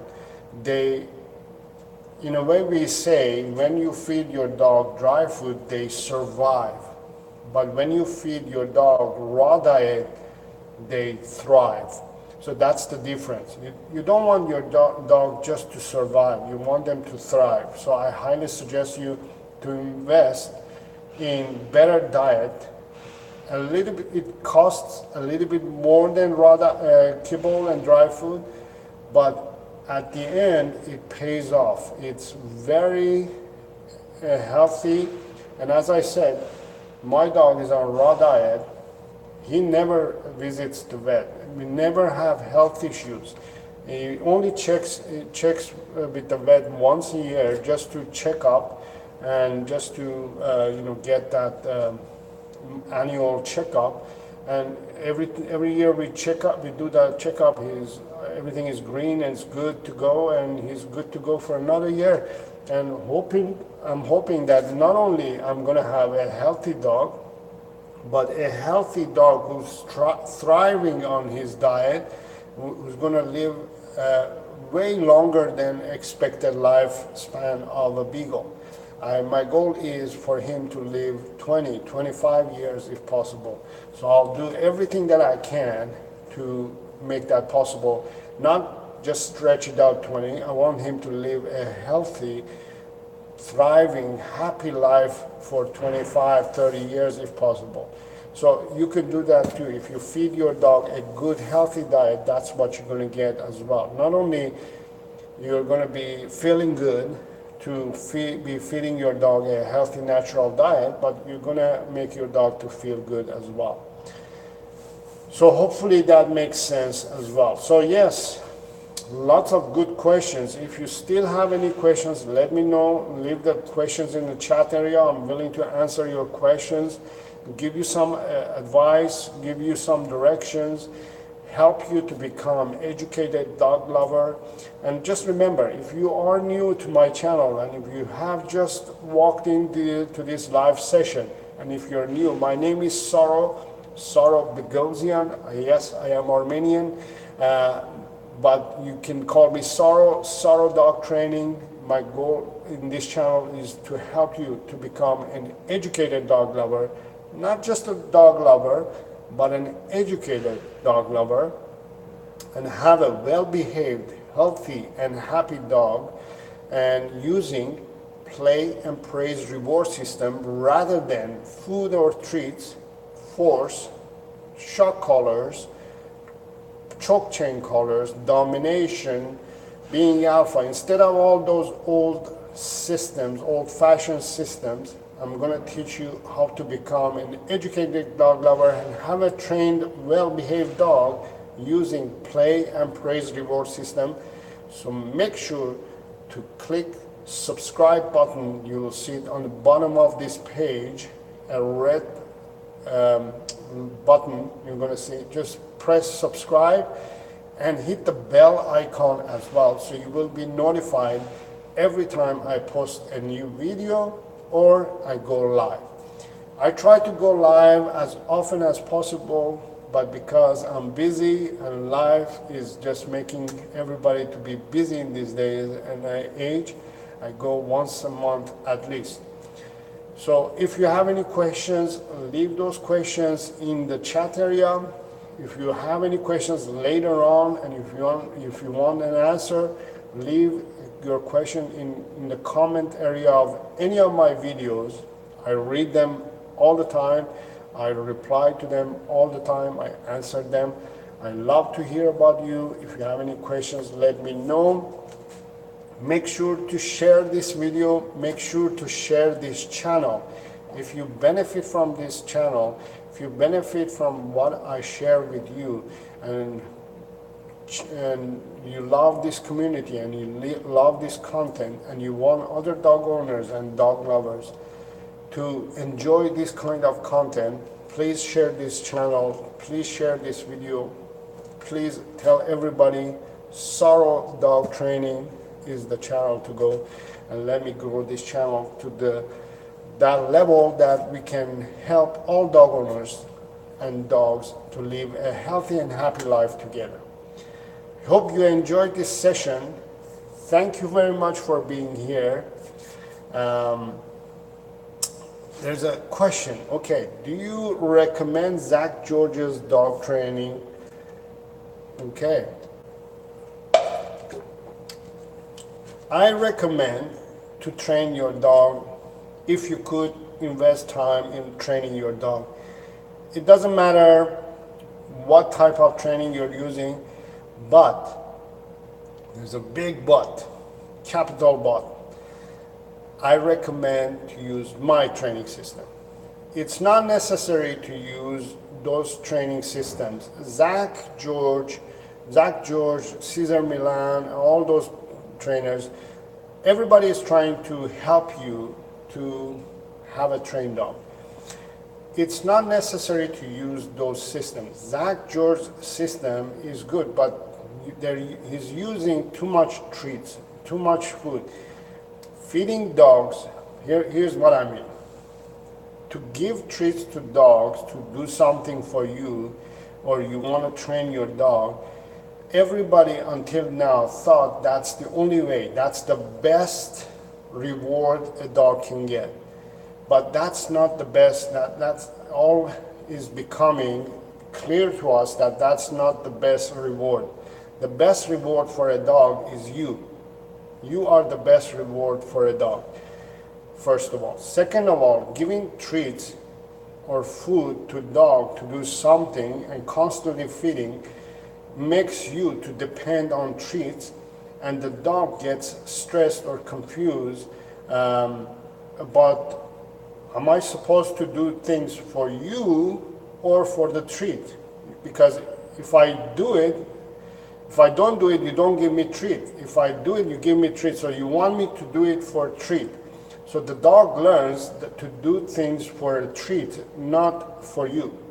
The third problem that I have is dogs, animals in general, don't eat all the time. Humans are the only animals that eat all the time. We eat breakfast, lunch, dinner, snacks in between, treats, dessert, this and that. We eat all the time. Animals, including dogs, they don't eat all the time. They eat whenever they feel hungry. And every time you feed your dog, every time, it doesn't matter if you're giving this much treat or this much treat, and every time your dog eats, it raises the insulin level. Insulin level raises, health issues develops. Animals, they only eat when they are hungry, when they feel that they need to eat. Feeding dog all day long, treats, even for training purposes, causes health issues. These three reasons are the main reasons why I suggest you not to use treats or those training methods. It doesn't matter if it's Zach or it's somebody else. Treat training and using shock collars, using force, using dominations are the past. It's time to go forward. This is new time. We have learned so much about dogs that we don't need to use those methods anymore. So I hope that answers your question. Doesn't matter if it's Zach. I have no issues personally with Zach. Actually, he's a nice guy. I know him for many years. I've watched him when he started his YouTube page a long time ago, 10, 12 years ago. I remember from very beginning. I like the guy. He's a very nice guy. But the method is a little bit different than mine. He still depends on treats. And because of those three reasons, I don't suggest using treats to train dogs. I hope that makes sense. Bruno Burns says, this is probably not relevant to training, but in terms of temperament for puppies, what tests do you carry out to find the right one? Actually, it's a very good question. So the way you kind of, in old times again, we used to do temperament tests to find out the right dog for us. But the temperament test is kaput, is no more. This is old system again. We used to do that. First of all, our breeding system has changed. The way they breed dogs now is different. The physically is a little bit different, but the mental breeding has improved. We are breeding now better dogs than ever. What I mean by that is, we may be breeding, there are dogs who are being bred in backyards, in puppy mills and all that. Yes, they have some health issues and mental and physical issues also. But in general, if it's a good, decent breeder, they tend to breed good dogs. And we have improved, and we have got to that point that we are breeding dogs who are excellent. It doesn't matter now. We don't need to do temperament test anymore, because unless you're looking for a dog who you want for certain reason, you want to have that type of dog. If you want to, for example, if you want a dog who's going to be for protection, you have to look for certain breed of dogs, certain breeder who breeds certain dogs. But in general, if you are looking for a certain breed of dog for your choice, you can pick any dog.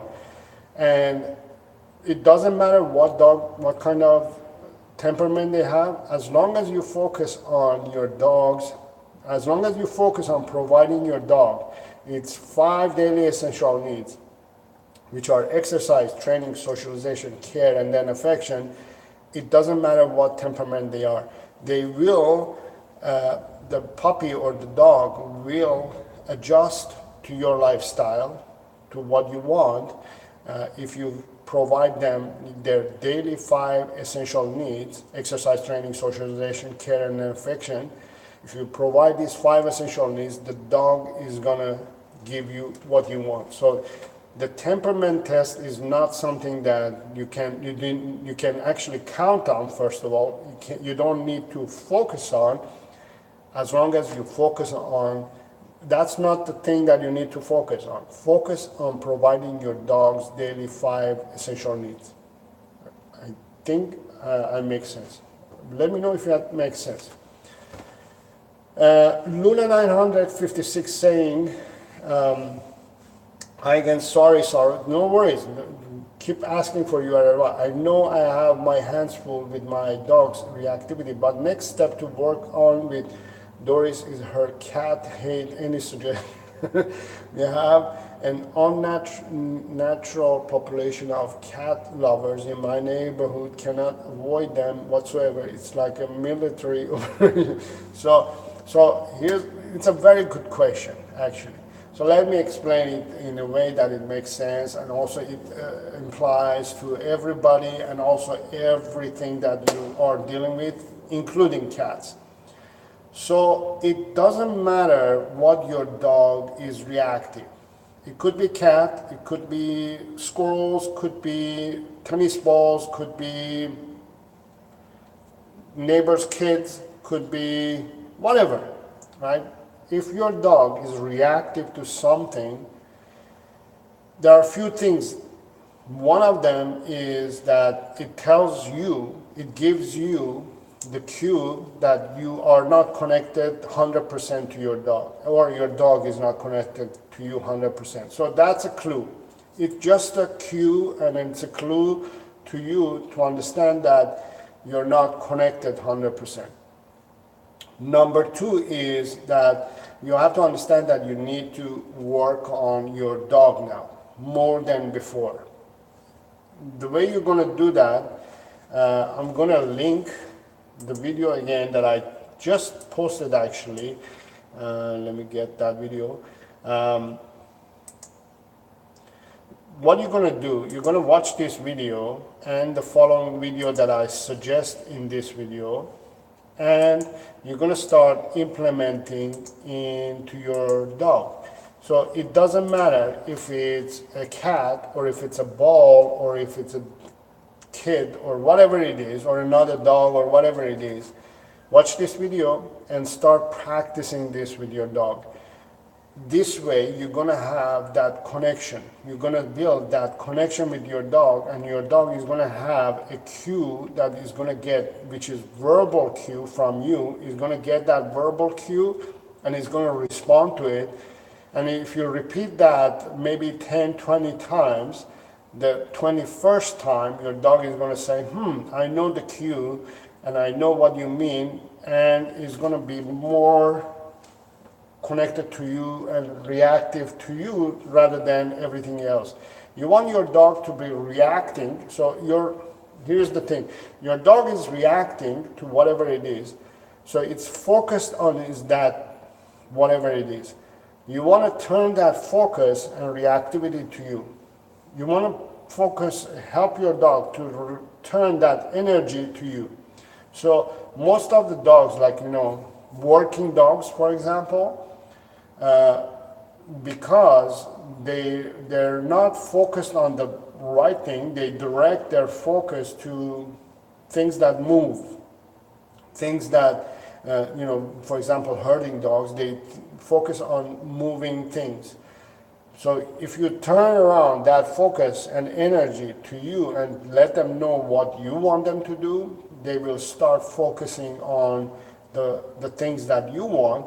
Therefore, their energy is not dispersed on the things that are moving, would be more reactive to responding to you. So here's what I mean. The goal is, your dog is walking and sees a cat. Oh, there's a cat. Where did he go?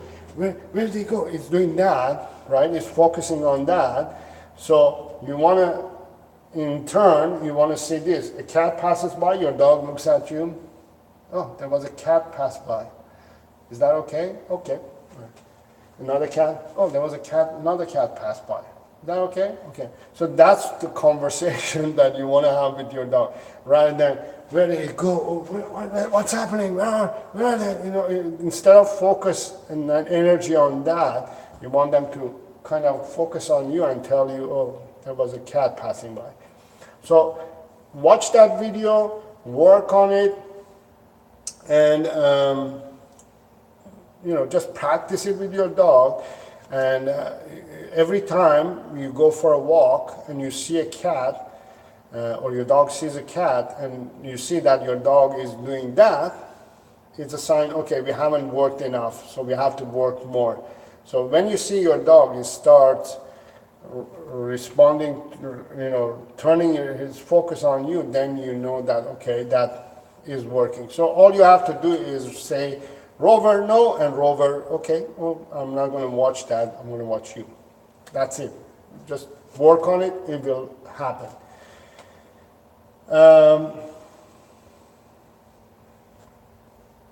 All right, Miss Wellesley is saying, when are you going to make another stream so I am at your channel at that time? Oh, I see. I go live once a month. I will let you know ahead of time. So if you subscribe to my channel and hit the bell icon, you will get notified when I'm going to go live. Usually, you know, it's once a month. So next month would be somewhere, you know, around this time. I'll try to make it around the same time. I do different times so I can reach all my viewers. I have viewers, thankfully, thank you all. I have viewers from all over the world, so I want to kind of do in different time zones and different times of the day so I can reach all of them. So just make sure to subscribe and hit the bell icon. You get notification as well every time I will post a new video or I go live. Bruno Burns is saying, makes perfect sense. Really appreciate the advice. Looking forward to more of your training and advice videos. Thank you very much. Appreciate that too. I take her back, Luna 900, I take her back indoors for a few seconds until she calms down, then try again. She goes from calm to 30 miles per hour with me on the end of the lead. Yes. Yes, so that's the thing. You see, dogs, as you say, they can go from 0 to 100 in a second, right? The hard part is bringing them from 100 to 0. You know, most dog owners have a hard time calming their dog down. So the calming dog down techniques won't apply at the time that they are high. No matter what you do at that time, no matter what your purpose is, no matter what your goal is, no matter what your intention are, at that moment that the dog is gone from 0 to 60 or 100, no matter what you do, it's not going to work because you don't have a communication built for that moment. Your dog is so stressed or so excited for that, for whatever it is, the cat or the neighbor or whatever it is, it's so excited and stressed that it turns off its ears, it doesn't hear you, it doesn't see you, it sees the cat only, right? And it shuts down everything because the stress or the excitement is so high that it blocks its thinking. So in that moment, if you say, Rover, stop it, do it, stop, come on, do this, no, stop, sit, do this, nothing is going to work. Even, Rover, come on, it's okay, even that doesn't work. Nothing works because they are in that state of mind, you know, in that closed state of mind. The only thing that will work is if you build a cue word. For example, I suggest to use no, the word no, and practice this before or after this situation happens. That's not the time to train the dog. You practice this and you teach the dog that when you touch this, I say no, you let go, right? You touch this, I say no, you let go. You repeat this 10 times, the dog learns, when I hear no, I let go. You know what I mean? So as soon as they learn this concept that when I hear the word no, I let go, but you gotta practice this some other time, a time that the dog is relaxed and is not stressed, there's no distractions. I mean, you say no and let's go.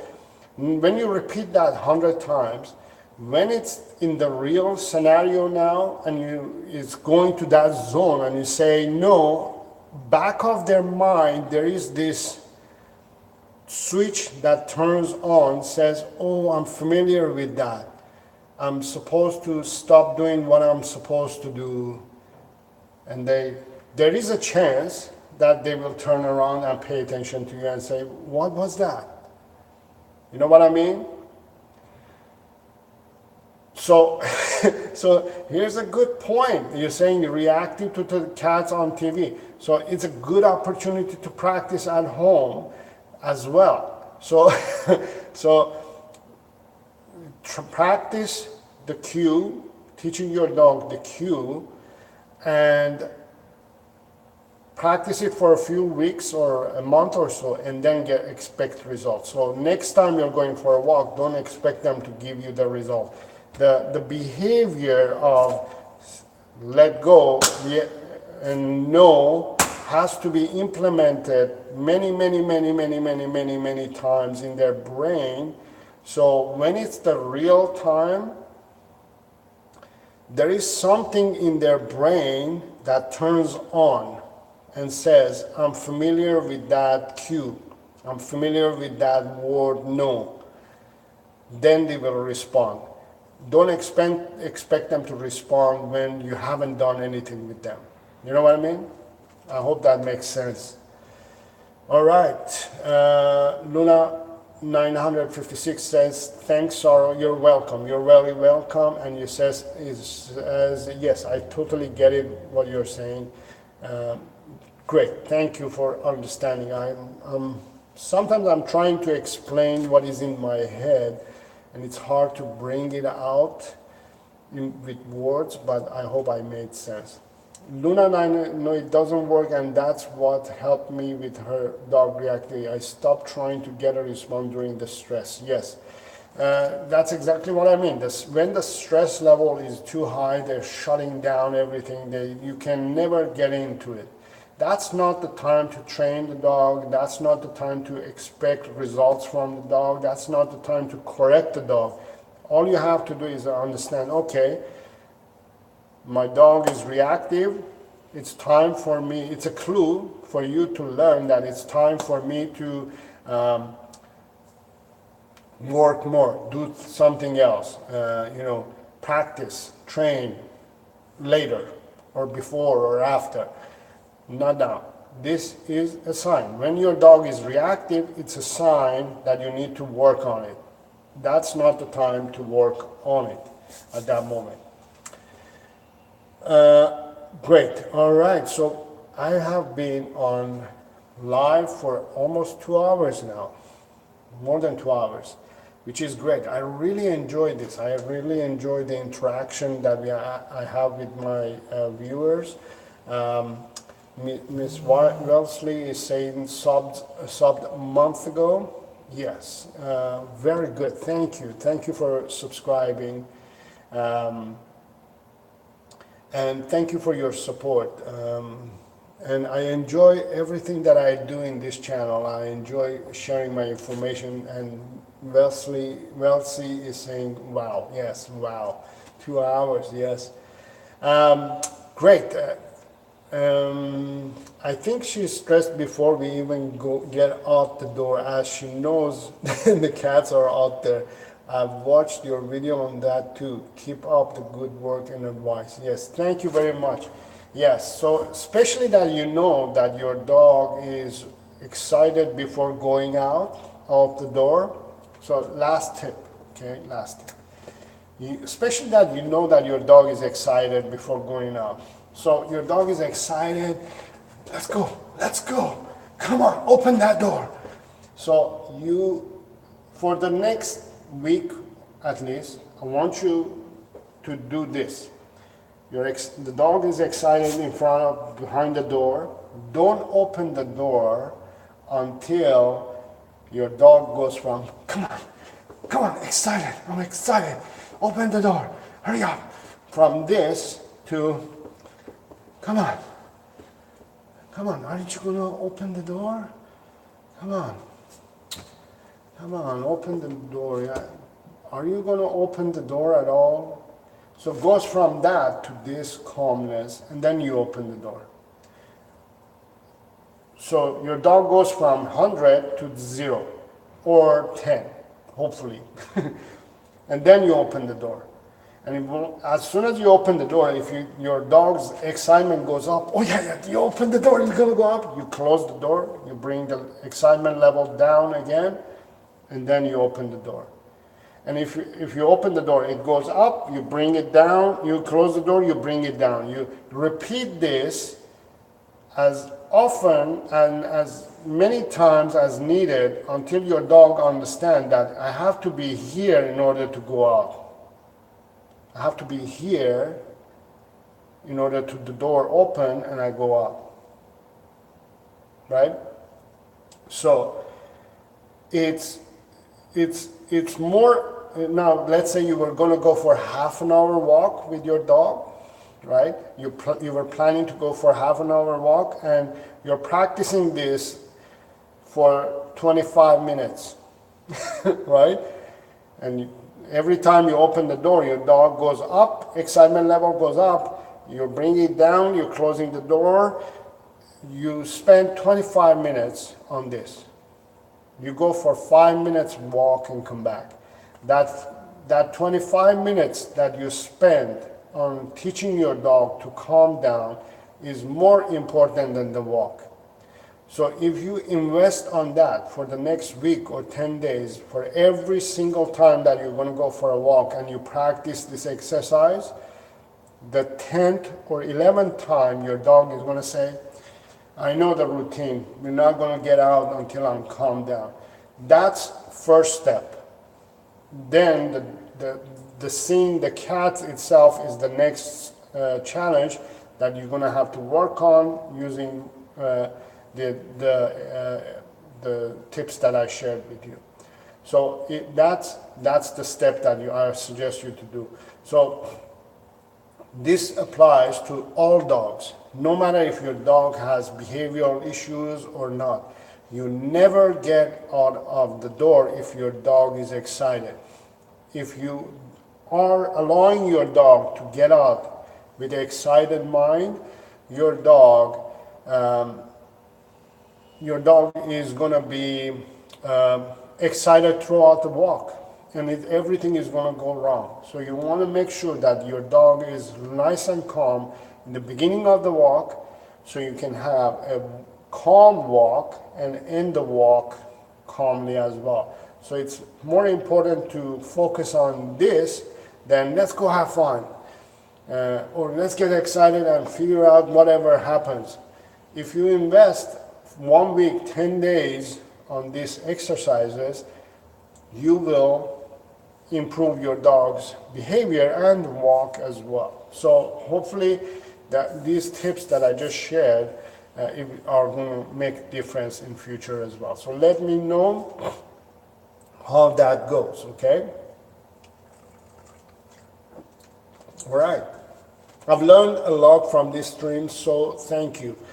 And I will keep you posted. Thank you.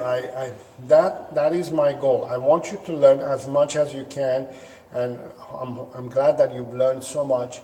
That's the goal. And let me know exactly. Let me know. Keep me updated, guys and viewers. If you're watching this video and if you have any questions and if you have any updates, let me know. Please let me know. You can comment in any of my videos, and I read them all. I reply to them all. I respond to them all. I love them all, and I appreciate all your feedback, all your questions, all your comments that you make in any of my videos. Thank you very much. And I think that was it. I answered everything. Do you think that having a small mattress for my dog interfere with him not taking my clothes out of my closet? Do you think that having a small mattress for my dog interfere with him not taking my clothes out of my closet? Oh, okay. I think that's what I think you mean. It's good to have a bed. Yes, I would suggest to have, have a bed for your dog or puppy. Have a bed, uh, several beds actually. Harvey has, I don't know, 4 or 5 beds in the house, all over the house, because they like to move. So I have it all over the house. So you can have several beds in all over the place. They like beds. If your dog is getting clothes and is doing that, I think is one of those dogs who's a den dog. My dog Harvey is a den dog too. He likes kennel, he likes closed areas. So I would suggest, yes, definitely have a kennel crate or some beds as well. Yeah, definitely. If you could fit in an envelope, Saro, I will send her to. I would, I love dogs like that because they, dogs who are challenging. Actually, here's my theory about dogs who are challenging. When you have a dog who's challenging, it's not that they're saying, I want to piss you off, I want to ruin your life, my plan is to do this and that to make your life miserable and all that. That's not their plan. When you have a challenging dog, it means that you need to focus more on reality of life. Now this is going to be a little bit awkward and weird, but listen up. When you have a dog who's giving you a challenge, it's a signal that your life is too busy. You're too focused or busy with other stuff rather than your dog. There are too many things happening in your life, and your dog has become one of the last things that you're paying attention. So your dog is giving you a clue. Hello, I'm here. Pay attention to me. I'm more important and more effective to focus on me than the shopping that you do at the mall, or do this or do that. I would suggest it's a signal that dogs give to us humans that we are too focused on unnecessary stuff in our lives. And every time, here's another tip, every time dogs misbehave or do something wrong that I don't like, me, instead of getting stressed and angry, I celebrate. The reason I celebrate is because I say, here's an opportunity for me to work on my dog. Here's an opportunity to pay attention to my dog. Here's an opportunity for me to interact with my dog. Here's an opportunity for me to train my dog, right? So I celebrate. I say thank you to my dog or the dogs that I'm training with or training. I tell them, thank you for giving me the opportunity to work with you, to interact with you. Because instead, I would have been paying attention to things that didn't matter. This matters to me. If your dog matters to you, if your dog is part of your life and part of your family and matters the most to you, you will take advantage and pay more attention to them. Not saying don't focus on your family members, other family members, but your dog is a tool in a way. I hate to use the word tool, but it's a thing, or it's a family member who's giving you and helping you more than you think they do. They are here to help us without us knowing that they're trying to help us to figure out how wonderful life is, and how we can improve our lives by having a dog. So I hope that makes sense.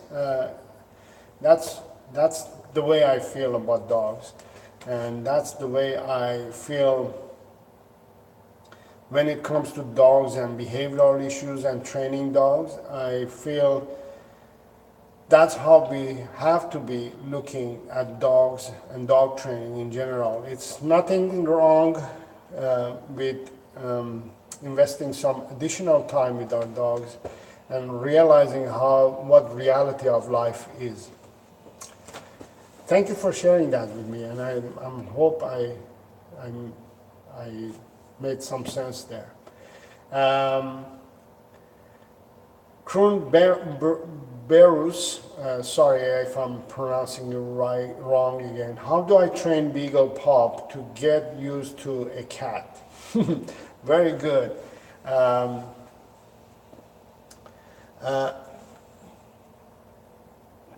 This is a good question. I have a video that I've done it, and I'm gonna share it with you now. One of the things that I want you to do is to have a dog, first of all, focus on improving the control that you have over your dog. Sorry if I'm looking over here, but I'm answering your question. I'm looking for the video that I can share with you that also can add some additional information to the answer that I'm giving. Here we go. So I want you to watch the video that I'm sharing now in the chat line. I want you to improve the control that you have over your Beagle and then work on the cat. In order to have a control over, in order to have a dog who can get used to a cat, you have to say, okay, I have control over my dog and I have control over my cat. Then you can put them together. You know what I mean? You can't have a dog who's uncontrollable and the cat who's under control and let them be. You have to have control over both of them. So that's your homework, to learn how to control both of them. Now, I'm not a cat owner, but I love cats. I can't have cats because of allergies. But cats are much easier to, dogs are much easier than cats to train. So the cat, you have to kind of hopefully hope that everything is going to go well, but at least with the dog you can control and teach and train how to have 100% control over your dog. Once you have control over your dog, then the cat is going to use that energy that human is under control. From the cat's point of view, okay, human is under control, the dog is under control, I can live with them. You know what I mean? But if the human is under control, but the cat is not on, the dog is not under control, somebody do something. They order always. The cats are always ordering around, right? They're telling us what to do. So control your dog, control yourself, the cat is going to be okay. I hope that makes sense. My dog loves his toys. Even though he has many toys, he will always try to go on my seat, then to my desk and grab my papers. Is that?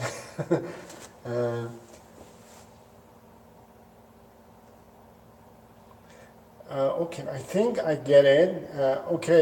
Even though it has toys and everything, it still gets into your papers and all that. So, having tons of toys doesn't mean that they are good toys and it's their favorite toys. Having toys but not having anybody to play with, it doesn't mean in any ways. The reason for that is because toys on their own, they don't do anything, but as soon as you go and grab that toy or the paper, you start interacting with your dog, so that your dog is actually looking for the interaction with that object. So the interaction is the most important part of having a toy.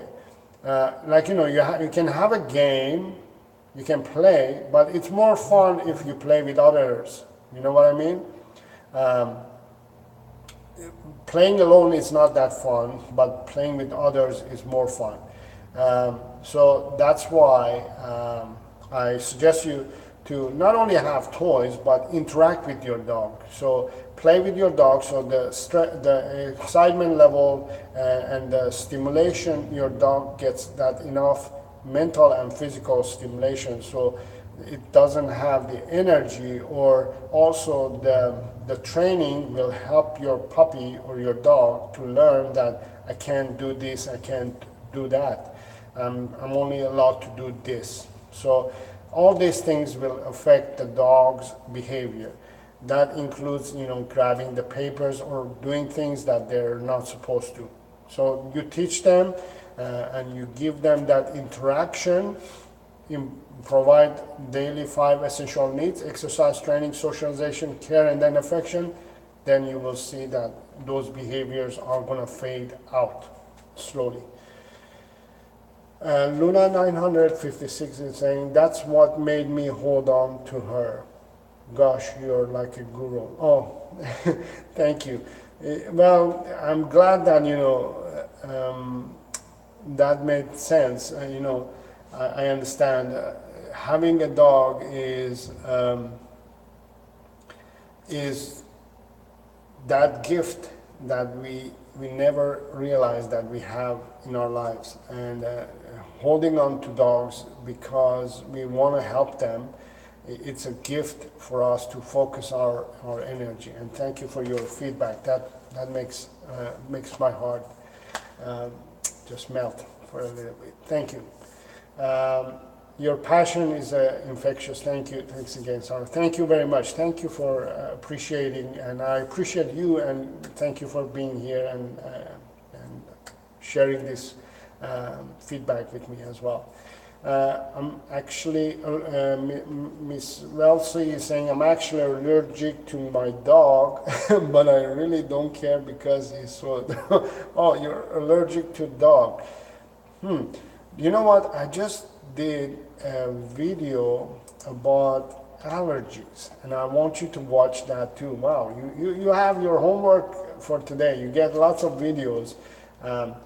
I don't think you're allergic to your dog. I think you're allergic to... I'm going to grab that video. I'm going to share it with you here. You're allergic to your dog's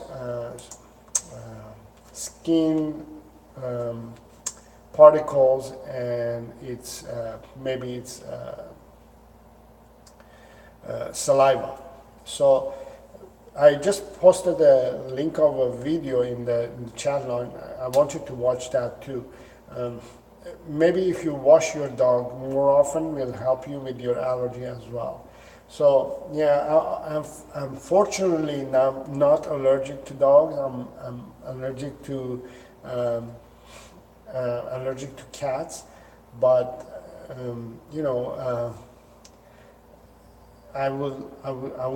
don't know what I would do or how would I feel if I was allergic to dogs. But Colonel Burrows is saying, best lessons in a long while. You're amazing, Saro. Thank you very much. I appreciate your feedback, and thank you for commenting and letting me know. I'm glad you're enjoying and learning a lot.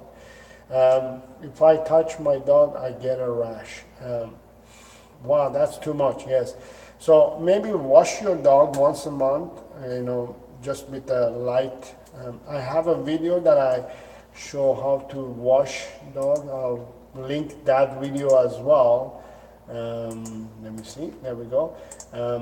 Yeah, just dilute the shampoo and wash your dog once a month. That will maybe help with not getting rash. It's the skin, and your because probably your puppy or dog licks itself, and those particles from the saliva goes on the skin, and then you touch the skin and you get those rashes.